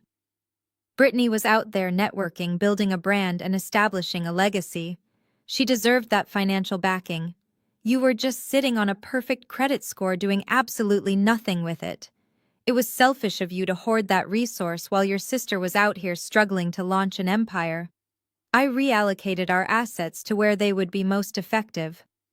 I glanced over at Brittany. Even she looked slightly horrified by our mother's confession. The golden child was finally realizing the massive criminal lengths Diane had gone to in order to maintain her artificial pedestal. Kendrick was completely silent, slowly backing away toward the hallway. He knew exactly what federal wire fraud entailed, and he clearly wanted absolutely no part of the fallout. I looked back at my mother. Any lingering familial duty I harbored completely evaporated in that exact moment. She had not just stolen my money or my credit. She attempted to steal my future. If I had not discovered this today, she would have let the bank default on that second mortgage, completely destroying my financial life without a second thought. She would have let me take the fall for her vanity. "So let me get this straight," I said slowly, rising from the accent chair. "You committed a major federal crime. You secretly burdened me with hundreds of thousands of dollars in fraudulent debt. And your grand master plan today was to emotionally terrorize me into signing another $500,000 loan to cover up the fact that you are bankrupt." Diane crossed her arms defiantly. "You are going to sign it, Cassidy. Because if we go down, your perfect little credit score goes down right with us. The bank does not care who actually signed the papers. They only care whose name is on the account. You are trapped." I stood there looking at the three of them. My mother was standing tall, deeply convinced of her own victory. My sister was still sitting on the sofa, staring blankly at the floor. My brother-in-law was calculating his own escape route. They had built their entire lives on a foundation of lies and stolen money, and now they were trying to drag me down into the rubble with them. They thought I was just a naive scientist. They thought I was weak. I took a deep breath, letting the final remnants of my childhood slip away completely. The trap they had spent 3 years building was finally snapping shut, but I was not the one standing inside it.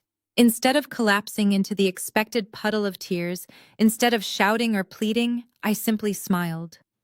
It was a cold, terrifyingly empty expression that stripped the warmth from my face.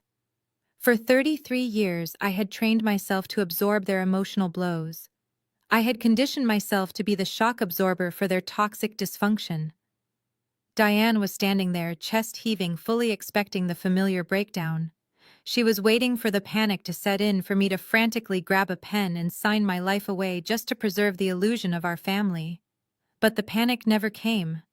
The smile that spread across my lips was so entirely disconnected from the reality of her horrific confession that it instantly silenced the room. The triumphant smirk on Diane's face faltered quickly, replaced by a flicker of deep, primal confusion. Brittany stopped staring at the floor and looked up at me, her red eyes widening in fear. Even Kendrick, who was already inching toward the hallway, stopped dead in his tracks. They had never seen this version of me. They only knew the anxious daughter. They did not know the woman who built impenetrable systems for a living. Diane tried to regain her footing. She slammed her hand against the table again, though this time the gesture lacked its previous authority. "Do you think this is funny?" she demanded, her voice cracking under the weight of my unnerving silence. "I just told you that your name is on a fraudulent federal mortgage. You are legally bound to a debt you cannot pay. I am not joking with you. You are going to sign the new loan documents right now or lose everything." But the more she yelled, the wider my smile became. I looked at her, not as a daughter looking at a mother, but as a predator observing trapped prey. "You really thought of everything I said?" My voice barely above a whisper, yet it echoed loudly in the cavernous living room. "You thought you could steal my identity, drain my financial future, and then use the threat of mutual destruction to force me into absolute servitude. It is actually a clever strategy, Diane. It relies on the assumption that I am as broke and desperate as you are. It relies on the assumption that I am terrified of the banking system." I slowly reached into the pocket of my cheap blazer. Diane flinched, instinctively taking a half step back. I did not pull out a pen to sign her ridiculous contract. I pulled out my cell phone. The screen was completely black, reflecting the tense, frozen expressions of the people I used to call my family. "What are you doing?" Brittany asked, her voice trembling. "Are you calling the police? You cannot call the police. Mom will go to prison." I ignored her. I unlocked the screen with my thumb and opened my recent calls list. I tapped the first number at the absolute top of the screen. I lifted the phone to my ear. The silence in the living room was so profound that I could hear the faint ticking of the antique grandfather clock standing in the hallway. Everyone just held their breath. They watched me with wide, terrified eyes, paralyzed by the unknown. The line connected on the very first ring. I did not wait for the person on the other end to offer a greeting. I did not explain the situation or ask for help. I looked directly into my mother's terrified, waiting eyes, and I spoke exactly 2 words. "Come in." I lowered the phone from my ear, tapped the red button, and placed the device face down onto the mahogany coffee table beside my glowing laptop screen. The click of the phone hitting the wood sounded like a gunshot in the silent room. I leaned back into the stiff accent chair, crossing my legs casually. "Who was that?" Diane whispered, her voice stripped of its arrogant power. "Who did you just call?" I did not answer her. I simply folded my hands in my lap and waited. The power dynamic had fundamentally shifted, and they could feel the crushing weight of it pressing down on them. Kendrick looked frantically toward the large bay windows, trying to see past the silk curtains to the driveway outside. Brittany grabbed a pillow from the sofa and clutched it against her chest. Diane stood frozen by the table, her eyes darting between my calm face and the heavy oak front door down the hallway. They had spent the last hour trying to trap me in their burning building. They had no idea I was the one who controlled the exits, and the people standing outside were about to show them the flames. The heavy oak front door swung open with a loud, resounding click that echoed down the marble hallway. None of my family members moved. They were completely paralyzed by their own guilt and paranoia. I watched Brittany squeeze her eyes shut, her shoulders bracing, as if she expected a squad of uniformed police officers to storm into the house with their weapons drawn and handcuffs ready. Diane took a sharp, shallow breath, her hands gripping the edge of the mahogany coffee table so tightly her knuckles turned entirely white. She stared down the hallway, her face a portrait of absolute dread. She genuinely believed her life as a respected suburban socialite was ending right then and there. She expected to hear the crackle of police radios and the heavy stomp of combat boots. She expected to be read her Miranda rights for committing federal identity theft against her own daughter. But there were no police sirens wailing in the driveway. There were no flashing red and blue lights reflecting against the silk curtains. Instead, the steady, rhythmic sound of expensive leather shoes walking across the Italian marble floor filled the quiet house. 3 figures emerged from the hallway and stepped seamlessly into the sunken living room. They were not wearing police badges or blue uniforms. They were dressed in impeccably tailored dark navy and charcoal gray suits. They carried sleek leather briefcases and moved with the synchronized, ruthless efficiency of high-powered corporate sharks. They looked entirely out of place in my mother's emotionally chaotic living room, yet they immediately commanded absolute authority over the space. Kendrick was the first to recognize exactly what kind of threat had just walked through the front door. Having spent years pretending to be a major player in the venture capital world, he knew a top-tier legal team when he saw one. His eyes darted from the crisp spread collars of their custom shirts to the subtle glint of their expensive cufflinks. He swallowed hard, taking another step back until his shoulders hit the wall.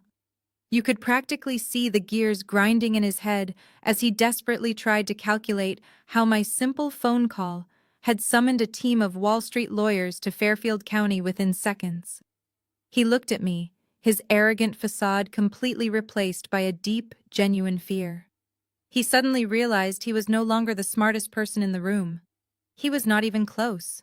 Diane remained frozen, her panicked eyes darting between the 3 strangers. "Excuse me," she finally managed to stammer, her voice shaking violently. "Who are you? You cannot just walk into my house. This is private property. I demand to know who let you in right this very second." She tried to muster her usual arrogant tone, attempting to play the role of the offended homeowner, but her voice cracked pitifully. She was terrified. The lead attorney ignored her completely. He was a tall, distinguished man with silver hair and a sharp, calculating gaze. He did not introduce himself to my mother. He did not apologize for the intrusion. He simply adjusted his suit jacket, stepped around the velvet sofa, and walked directly toward the stiff accent chair where I was sitting. The attorney stopped 3 feet away from me. He ignored the spilled wine, the scattered loan documents, and my weeping sister. He looked down at me with an expression of profound professional respect. "Good afternoon, Dr. Cassidy," he said smoothly, his deep voice carrying effortlessly across the large room. "I apologize for the slight delay. Traffic on the interstate was unpredictable. We waited outside in the vehicle until we received your signal. Are you ready to proceed with the final execution of the contracts?" I nodded slowly, maintaining my cold, unnerving smile. "I am ready," I replied, picking up my laptop and closing the screen with a satisfying snap. "The timing is actually perfect." Diane looked back and forth between me and the silver-haired attorney, her mouth hanging slightly open in pure disbelief. She looked like she was trying to process a foreign language. "Dr. Cassidy," she repeated dumbly, as if she had never heard my name paired with my earned title before. "What is going on here? Who are these people, Cassidy? Answer me right now. Why are they calling you a doctor? Why are they in my house?" The attorney finally turned his attention to my mother. He looked at her with the mild, detached distaste of someone examining a very unpleasant insect. He unclasped his leather briefcase and pulled out a thick stack of legal documents printed on heavy watermarked paper. He held the documents with absolute precision. He was about to deliver a harsh reality check so severe it would completely shatter her whole world forever. The silver-haired attorney did not flinch under my mother's furious glare. He stood perfectly straight, holding the stack of watermarked legal documents with practiced authority. "My name is Richard Harrington," he stated, his voice resonating with unshakable calm. "I am the senior executive counsel representing Pierce Health, a multi-billion-dollar global medical conglomerate based in Manhattan. We are here strictly on official corporate business regarding our newest executive acquisition." Diane blinked rapidly, her face twisting in profound confusion. The anger that fueled her moments ago was quickly dissolving into complete bewilderment. Pierce Health. She repeated the name of the massive corporation, clearly meaning nothing to her. Why on earth would the legal team for a medical conglomerate be standing in my living room? You have the wrong address. You need to leave before I call the authorities. Mr. Harrington ignored her threat entirely. He stepped forward and carefully placed his documents onto the mahogany coffee table, right next to the fraudulent loan papers my mother had desperately tried to force me to sign. He smoothed his silk tie and turned his full attention back to me. "We certainly have the correct address, Madam," Mr. Harrington said smoothly. "We are here specifically for Dr. Cassidy." As of 9 o'clock this morning, the board of directors at Pierce Health unanimously voted to formally acquire Dr. Cassidy's proprietary genomic sequencing algorithm. Furthermore, it is my distinct honor to officially welcome her to the corporate leadership team.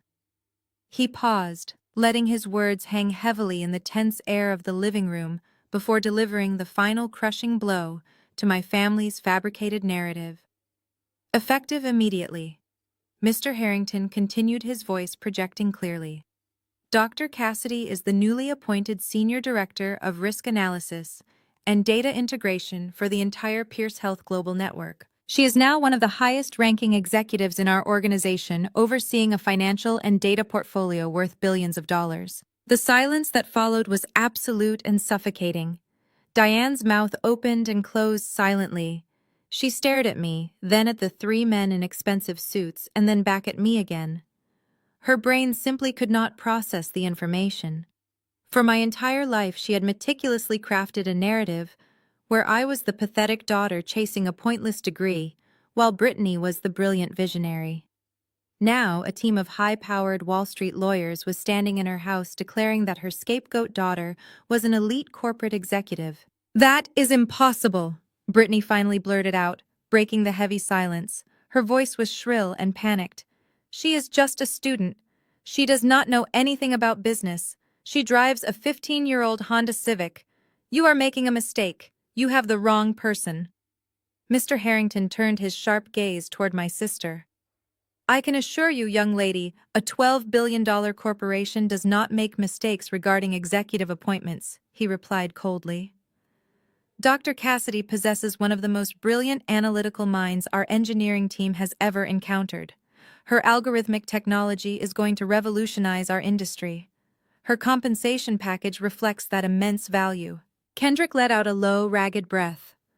Unlike Diane and Brittany, who were blinded by their own arrogance, Kendrick actually understood the corporate world. He understood the gravity of the title Senior Director of Risk Analysis at a conglomerate like Pierce Health.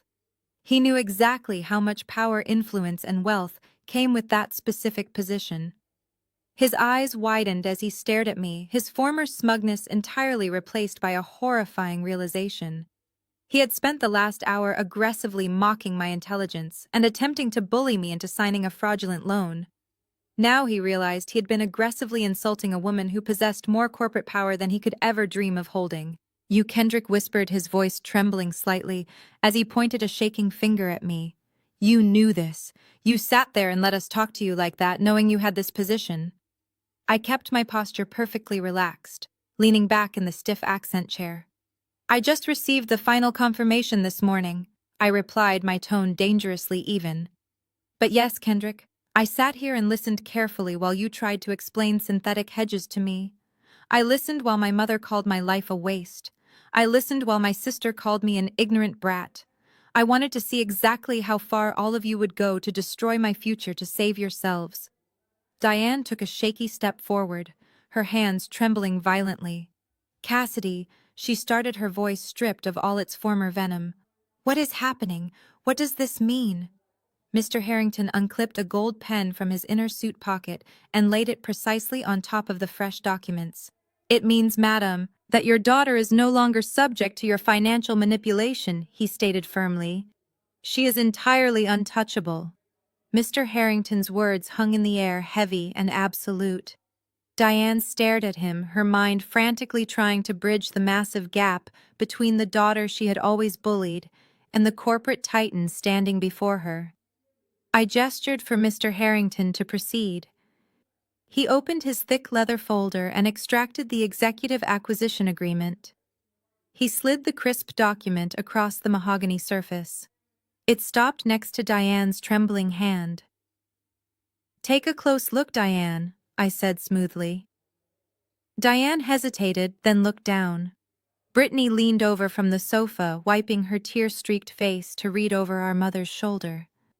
The document was printed clearly, in bold black ink. There was the Pierce Health corporate seal, my full legal name, and right in the center of the page, the final acquisition buyout number. $7,200,000.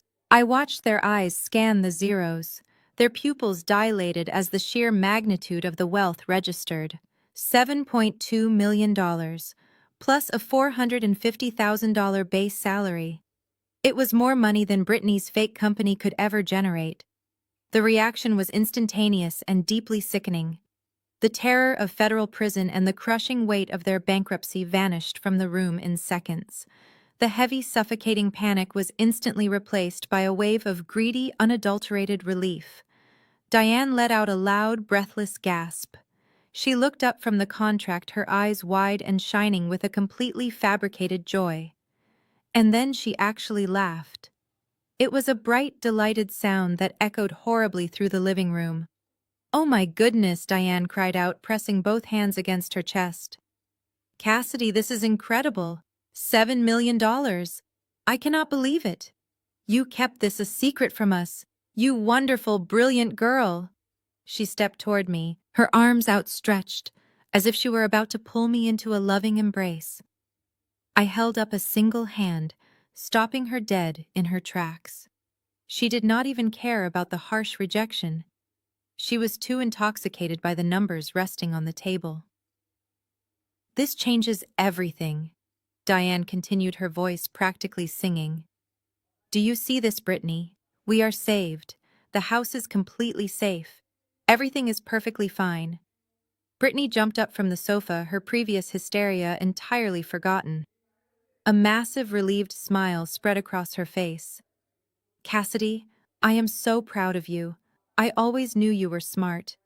With this kind of capital, you can easily pay off that silly second mortgage Mom took out.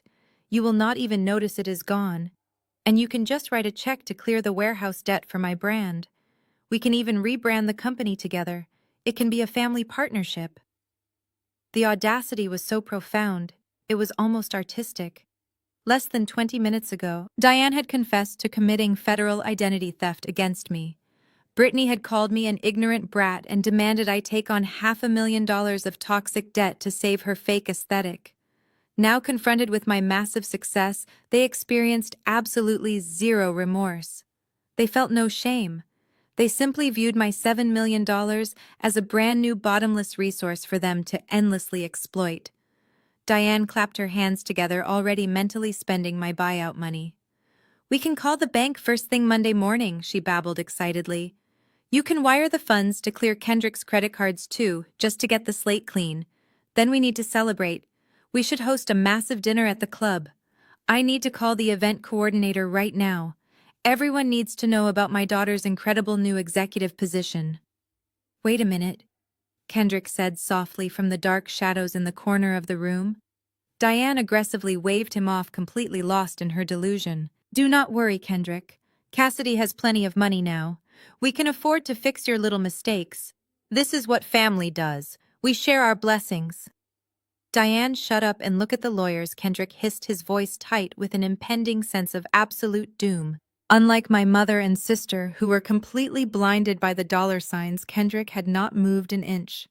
He was staring directly at Mr. Harrington and the other two silent corporate attorneys. He noticed their extremely cold, terrifyingly impassive expressions. He knew that elite corporate legal teams did not drive out to the affluent suburbs on a weekend just to hand-deliver a massive paycheck and watch a toxic family hug.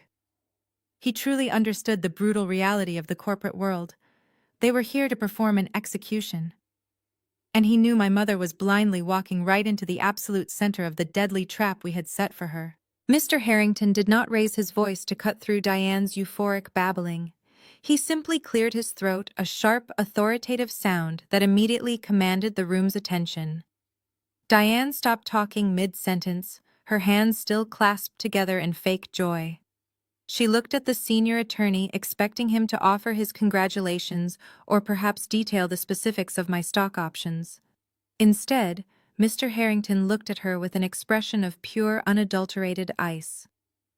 "Madam, I believe there is a fundamental misunderstanding regarding the nature of our visit today," Mr. Harrington said smoothly. He picked up his gold pen and tapped it gently against the thick stack of legal documents. Pierce Health did not dispatch its senior legal team to celebrate. We are here to finalize an asset restructuring. Diane's smile faltered, but she stubbornly clung to her delusion. "Asset restructuring?" she repeated, waving her hand dismissively. "Oh, you mean managing Cassidy's new wealth? Of course. She will need a wealth manager now. We can discuss all of that over dinner. I know some excellent people at the club who can help her invest. We do not require your referrals." Madam, Mr. Harrington cut in sharply, his tone dropping an octave. "Pierce Health is currently undergoing a massive corporate expansion. Specifically, our acquisitions division has been aggressively purchasing distressed debt portfolios across the eastern seaboard to consolidate our commercial real estate holdings." Kendrick flinched. He finally understood exactly where this was going. The color completely drained from his face, leaving him looking sickly and hollow. He took another step back, hitting the wall with a soft thud. He tried to speak to stop the lawyer from finishing his sentence, but his throat was completely dry. "Last Thursday," Mr. Harrington continued, his eyes locked onto Diane's increasingly confused face, "Pierce Health finalized the complete buyout of a mid-size, aggressive venture capital firm based out of New York.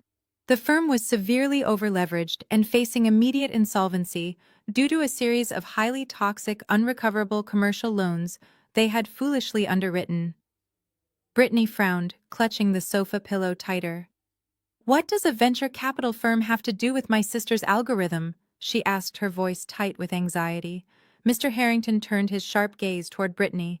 "It has absolutely nothing to do with her algorithm, young lady, but it has everything to do with her new executive title.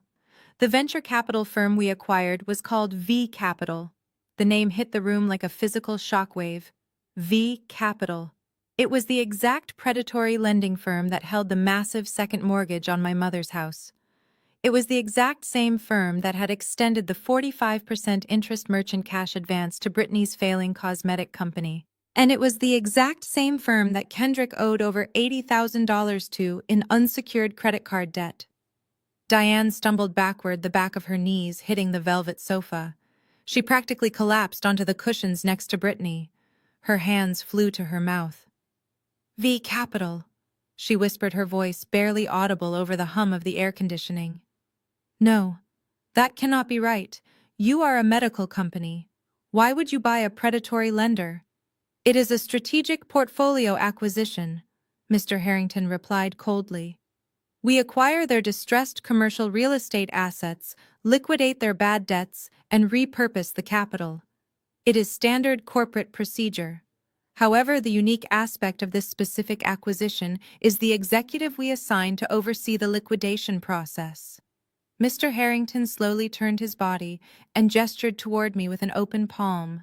"As the newly appointed Senior Director of Risk Analysis," Mr. Harrington announced, his voice ringing with absolute finality, "Dr. Cassidy has been given complete unilateral authority over the entire V Capital debt portfolio. She is the executive tasked with deciding which loans to restructure and which assets to immediately foreclose upon and seize." The silence that descended upon the room this time was entirely different. It was not the silence of shock or confusion. It was the crushing, suffocating silence of total annihilation.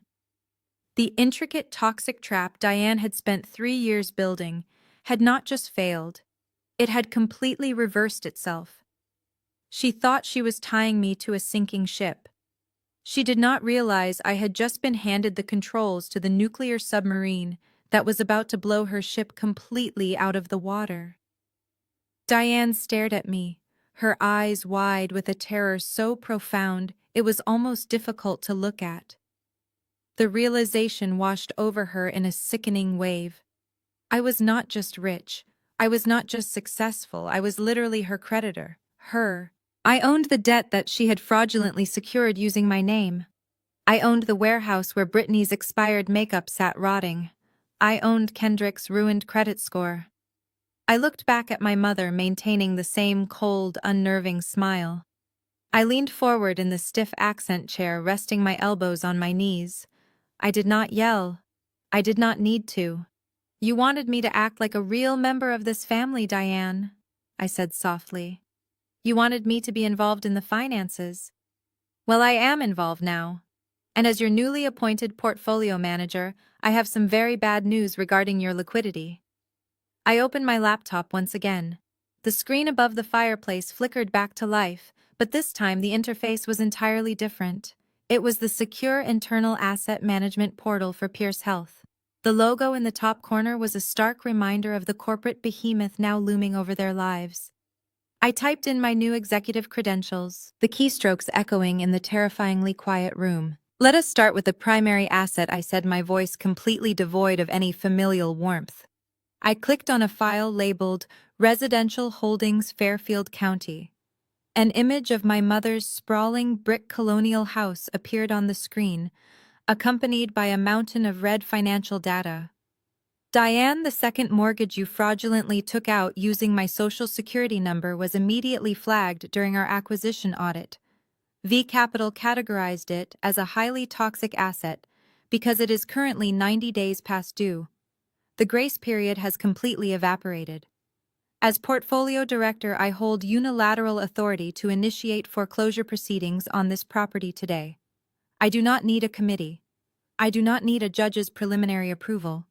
I simply have to click a single button on this dashboard, and the local sheriff will be here on Monday morning to place a padlock on your front door." Diane let out a weak, strangled sound, pressing her hand over her mouth. She looked around her beautifully decorated living room, her eyes lingering on the expensive silk curtains, finally realizing that she did not own any of it anymore. "But that is just the beginning." I continued, shifting my gaze to my sister. Brittany had shrunk completely into the corner of the velvet sofa, looking like a terrified child. I brought up the commercial portfolio. "Brittany, your organic cosmetics company took a massive merchant cash advance from V Capital. The terms of that specific loan allow the creditor to seize all physical inventory and commercial leases the moment the account goes into default. You are currently in default on 3 consecutive payments. I own your warehouse lease. I own your branding rights. I own every bottle of expired lotion in your storage facility. I am legally authorized to liquidate your entire company to recoup the corporate losses." Brittany began to hyperventilate, clutching her chest as tears streamed down her perfectly contoured face. "You cannot do this, Cassidy," she pleaded, her voice cracking into a pathetic whine. "It is my life's work. You cannot just take it away from me. We are sisters. We stopped being sisters the moment you laughed while our mother called my life a waste," I replied coldly, feeling absolutely no sympathy for her manufactured tears. "You built your life's work on stolen money. Now the actual owner of that money is reclaiming it." Finally, I turned my attention to Kendrick. He stood frozen against the wall, sweating profusely in his expensive suit. "And then there is you, Kendrick," I said, bringing up his consolidated debt file. "You used V Capital's subprime lending division to finance your lifestyle after you were fired from your venture capital firm. You leveraged your luxury vehicles and your fraudulent investment portfolio to secure short-term high-yield credit.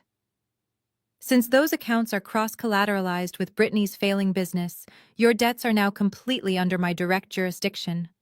I own the title to your matte black Mercedes. I own your outstanding credit lines. I am legally your primary creditor." Kendrick closed his eyes, his head dropping forward in absolute defeat. The Wall Street persona was shattered. He was just a broke, unemployed man who had picked a fight with the absolute worst possible opponent. Diane fell from the sofa, dropping directly onto her knees on the Persian rug. She crawled a few inches toward me, her face smeared with mascara and tears. "Cassidy, please. she begged, her voice scraping the bottom of her throat. I am your mother. I gave you life. You cannot throw me out on the street. You have $7 million. You can just pay off the portfolio. You can erase the debt. You can save us. I looked down at her groveling figure. You are completely missing the most important legal variable in this equation, Diane, I stated, my voice sharp as a razor.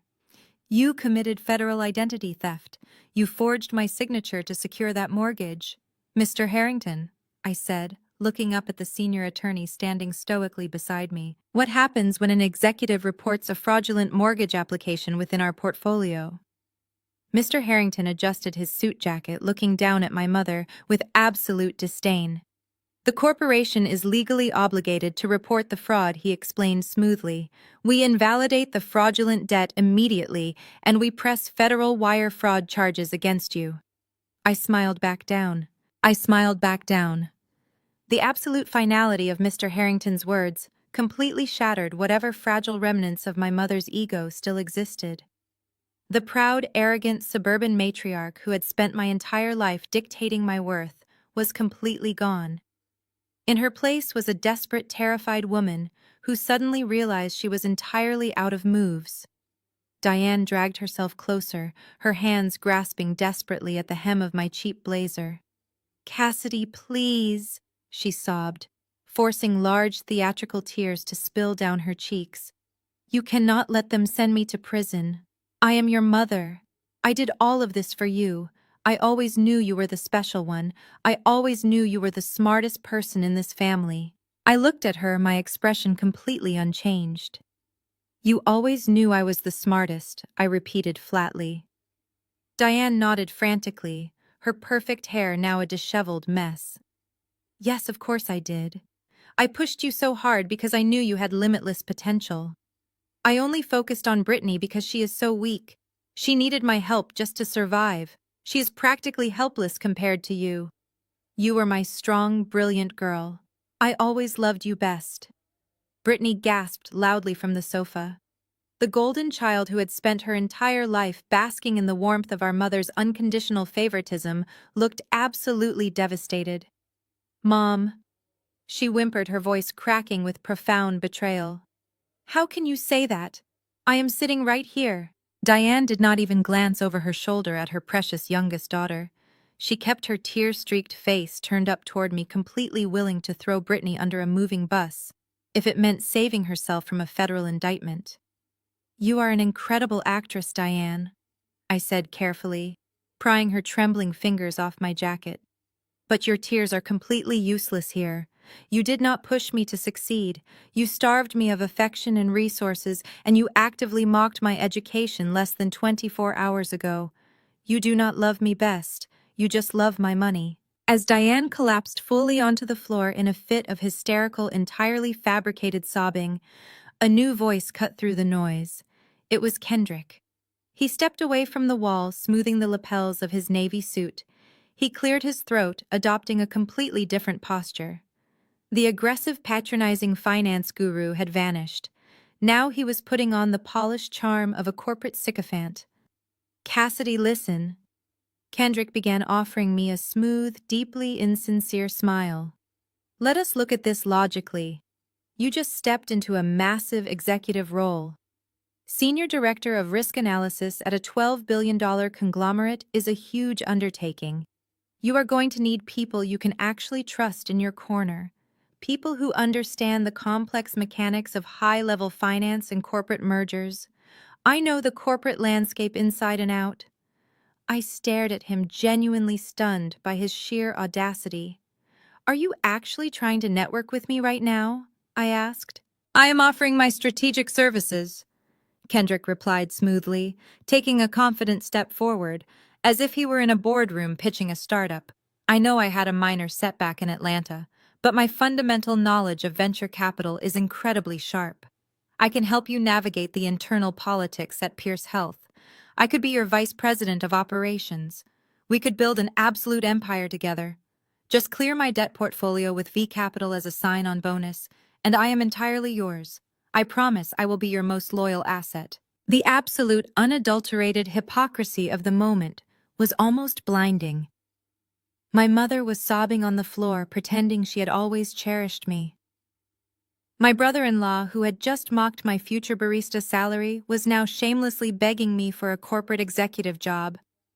My sister was weeping on the sofa, realizing she was completely abandoned by the two people she trusted most. They had stripped away every layer of their fake suburban perfection, revealing the greedy, parasitic nature underneath. They had zero loyalty to each other. The moment the financial ship started sinking, they immediately began drowning each other just to reach my lifeboat. Kendrick stood there waiting for my answer, adjusting his expensive watch, genuinely believing his smooth talking could erase his previous insults. Diane whimpered at my feet, acting like a victim of a cruel misunderstanding. It was a pathetic display of narcissistic collapse. They were completely hollow people, entirely driven by money and status, and watching them instantly turn on each other was the most satisfying validation I could have ever asked for. The illusion was permanently broken, leaving nothing but ugly truths. I looked down at the three of them, a tangled mess of greed on the Persian rug, and felt a profound wave of physical disgust. I took a deliberate step backward, putting distance between my expensive leather shoes and my mother's grasping hands. The sheer pathetic nature of their collapse was almost suffocating. They were willing to sacrifice each other in a heartbeat just to salvage a fraction of their fabricated wealth. I shook my head slowly, completely repulsed by the people I had spent my entire life trying to please. "You are all completely hollow," I stated quietly, my voice carrying a heavy, absolute finality. "There is nothing real inside you. Just an endless hunger for status and money you never actually earned. I am done listening to your lies. I am done playing your twisted family games. Mr. Harrington, please present them with their options so I can finally leave this house." The senior attorney stepped forward, his polished shoes stepping smoothly over spilled red wine. He unclasped a secondary compartment in his leather briefcase and pulled out a fresh stack of legal documents. These papers were not printed on standard corporate letterhead. They were heavy binding settlement agreements drafted specifically for immediate asset forfeiture. He placed the thick packet onto the mahogany coffee table right in front of Diane's tear-stained face. "Madam, the corporate directive from Pierce Health is remarkably straightforward," Mr. Harrington began, his voice devoid of human empathy. "Dr. Cassidy has generously authorized a single non-negotiable settlement offer to resolve the massive toxic debt portfolio your family has accumulated over the last few years. You have exactly two choices today, and neither of them involves walking away with your current lifestyle intact." He tapped the top document with his gold pen.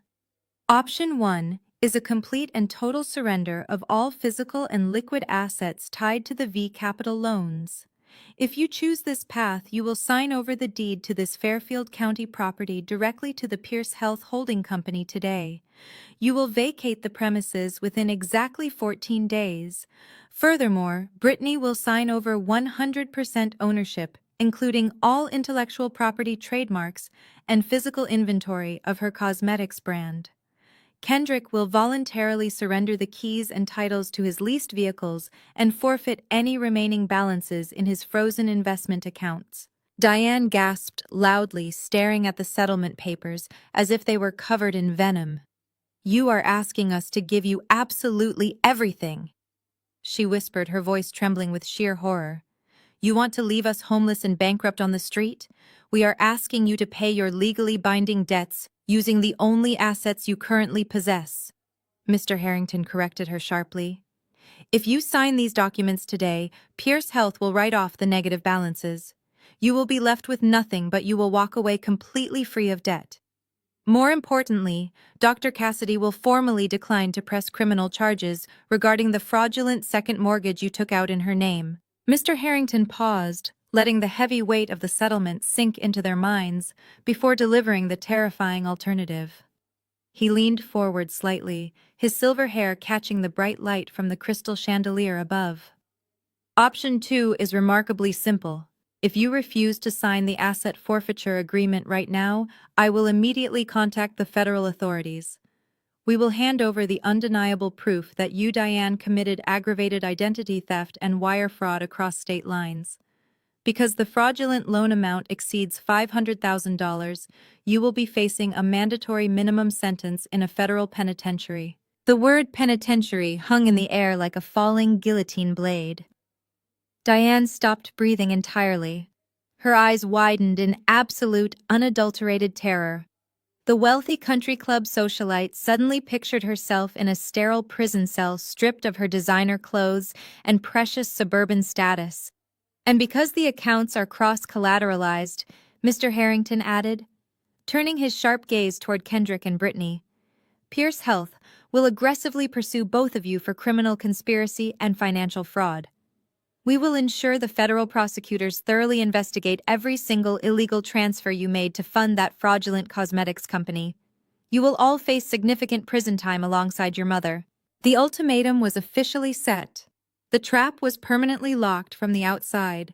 There was absolutely no room for negotiation, no space for emotional manipulation, and no amount of fake tears that could alter the outcome. They were entirely trapped in a prison of their own making. Sign the papers and lose your fake empire, I said softly, looking directly into my mother's terrified eyes, or refuse and spend the next decade in a federal prison cell. You have 5 minutes left.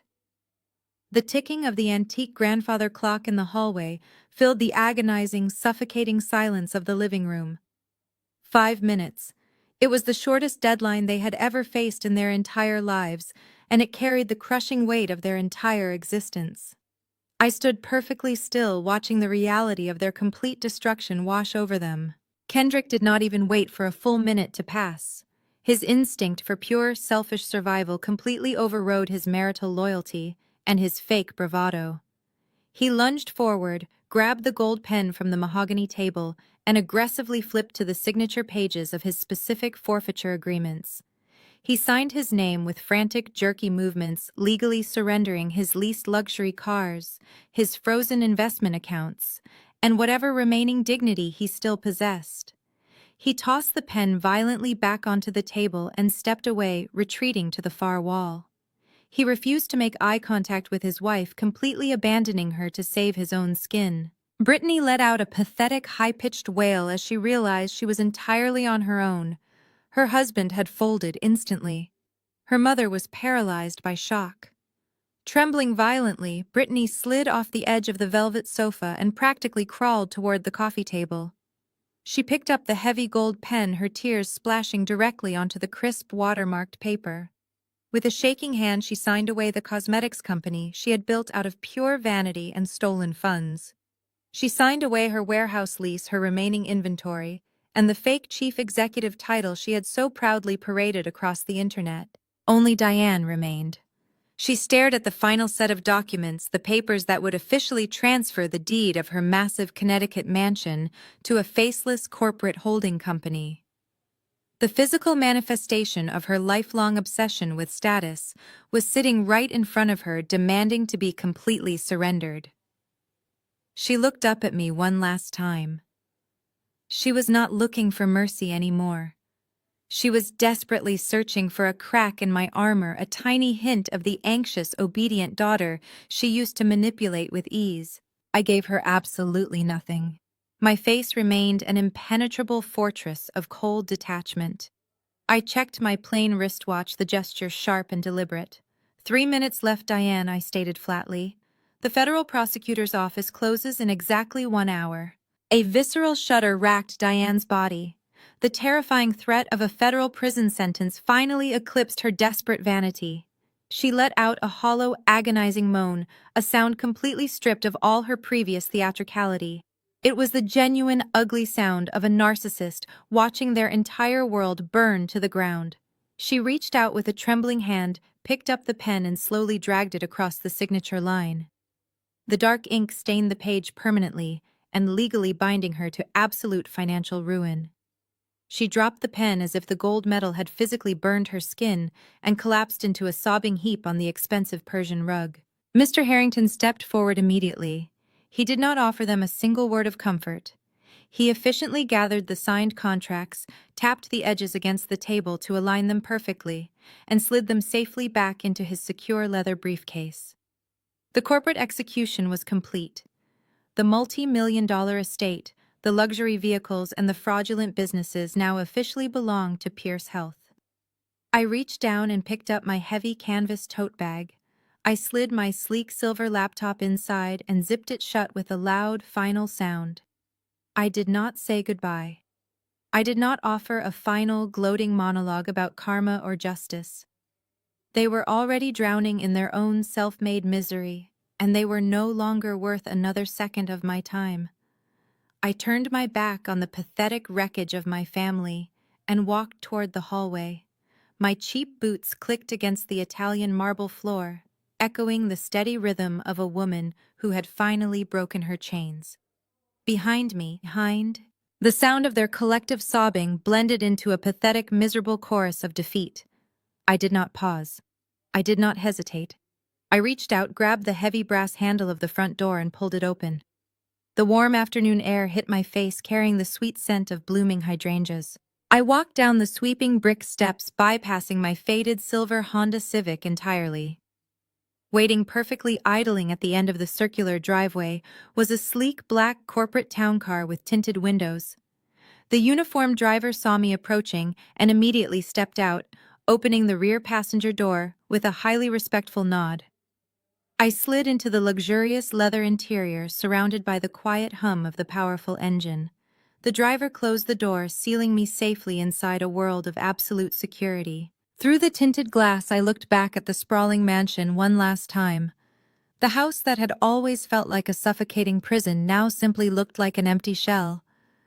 I pulled out my phone, typed a quick message to Jonathan Pierce, confirming the portfolio acquisition was successfully completed, and leaned back into the plush leather seat.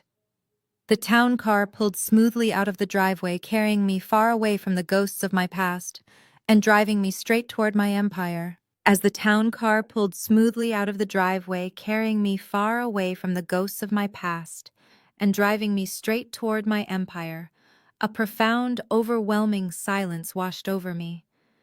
It was not the tense, suffocating quiet of my mother's living room, waiting for the next emotional blow to land. This was the pure, unadulterated silence of absolute freedom. I watched the manicured lawns and towering oak trees of Fairfield County blur past the tinted window. With every passing mile marker, the heavy, invisible chains that had bound me to their toxic expectations snapped one by one. The air inside the car felt lighter, and my chest finally stopped aching. I reached into my canvas tote bag, pulled out my phone, and opened my contacts list. With a few swift, deliberate taps, I permanently blocked Diane, Brittany, and Kendrick. I erased their phone numbers, filtered their email addresses directly into the trash folder, and severed the final digital threads connecting us to each other. The act was incredibly simple, yet it carried the weight of a monumental victory. Going strictly no contact was not an act of cruelty or petty revenge, it was the ultimate act of self-preservation. For 33 years I had been force-fed the dangerous lie that blood inherently dictates loyalty. Society constantly tells us that we must forgive our families, that we must endure their relentless abuse, simply because we share the same genetics. But sitting in the back of that luxurious car, armed with the ultimate validation of my hard work, I realized exactly how toxic that societal lie truly is. Blood does not give anyone a free pass to exploit your kindness, steal your hard-earned resources, or secretly sabotage your future. If a complete stranger had stolen my identity to take out a fraudulent federal mortgage, I would have sent them to prison without a second thought. The fact that the thief shared my last name did not make the crime any less devastating. It made the betrayal infinitely worse. Cutting them off entirely was the only logical equation left to solve. I was not just removing bad investments from my corporate financial portfolio today. I was aggressively liquidating the toxic assets in my personal life. I felt no grief. I had already mourned the mother and sister I never truly had years ago. The future stretching out before me was now entirely mine to build from the ground up. I did not need Diane's conditional manipulative approval anymore. I did not need to compete with Britney's fake, desperately curated internet aesthetic. I did not need to shrink my intellect to make deeply insecure people like Kendrick feel tall. I was stepping into a world where my sharp mind, my discipline, and my resilience were the only currencies that mattered. And more importantly, I was stepping into a world where I could finally choose my own family. Real family is not a biological accident you are forced to endure. Real family consists of the people who celebrate your victories without a single trace of hidden jealousy. They are the mentors who challenge you to grow, the friends who stand by you when you have absolutely nothing material to offer them, and the colleagues who respect your boundaries. I was finally ready to surround myself with genuine people who operated in reality, not illusions. By the time the iconic Manhattan skyline came into view, rising like a jagged, glittering crown of glass and steel against the late afternoon sun, the past was already fading into complete irrelevance. I thought briefly about my faded silver Honda Civic sitting in my mother's soon-to-be foreclosed driveway. I smiled, deciding to just leave it there to be repossessed along with her house. It belonged to the old Cassidy, the broke graduate student who survived on instant ramen and apologized for simply existing. The new Cassidy did not need it. Monday morning, I would walk through the towering glass doors of Pierce Health headquarters, take the private elevator to the executive floor, and step into an office that I had earned with my own brilliant mind. I had completely flipped the board.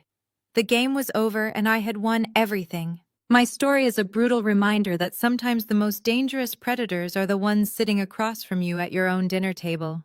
They will use your guilt, your love, and your sense of obligation to build their own empires while actively tearing yours down to the studs. You have to be smart enough to see the trap and ruthless enough to walk away when the ugly truth is finally revealed. Never let anyone convince you that your boundaries are selfish. Protect your peace, protect your assets, and never be afraid to burn a toxic bridge to light your way forward.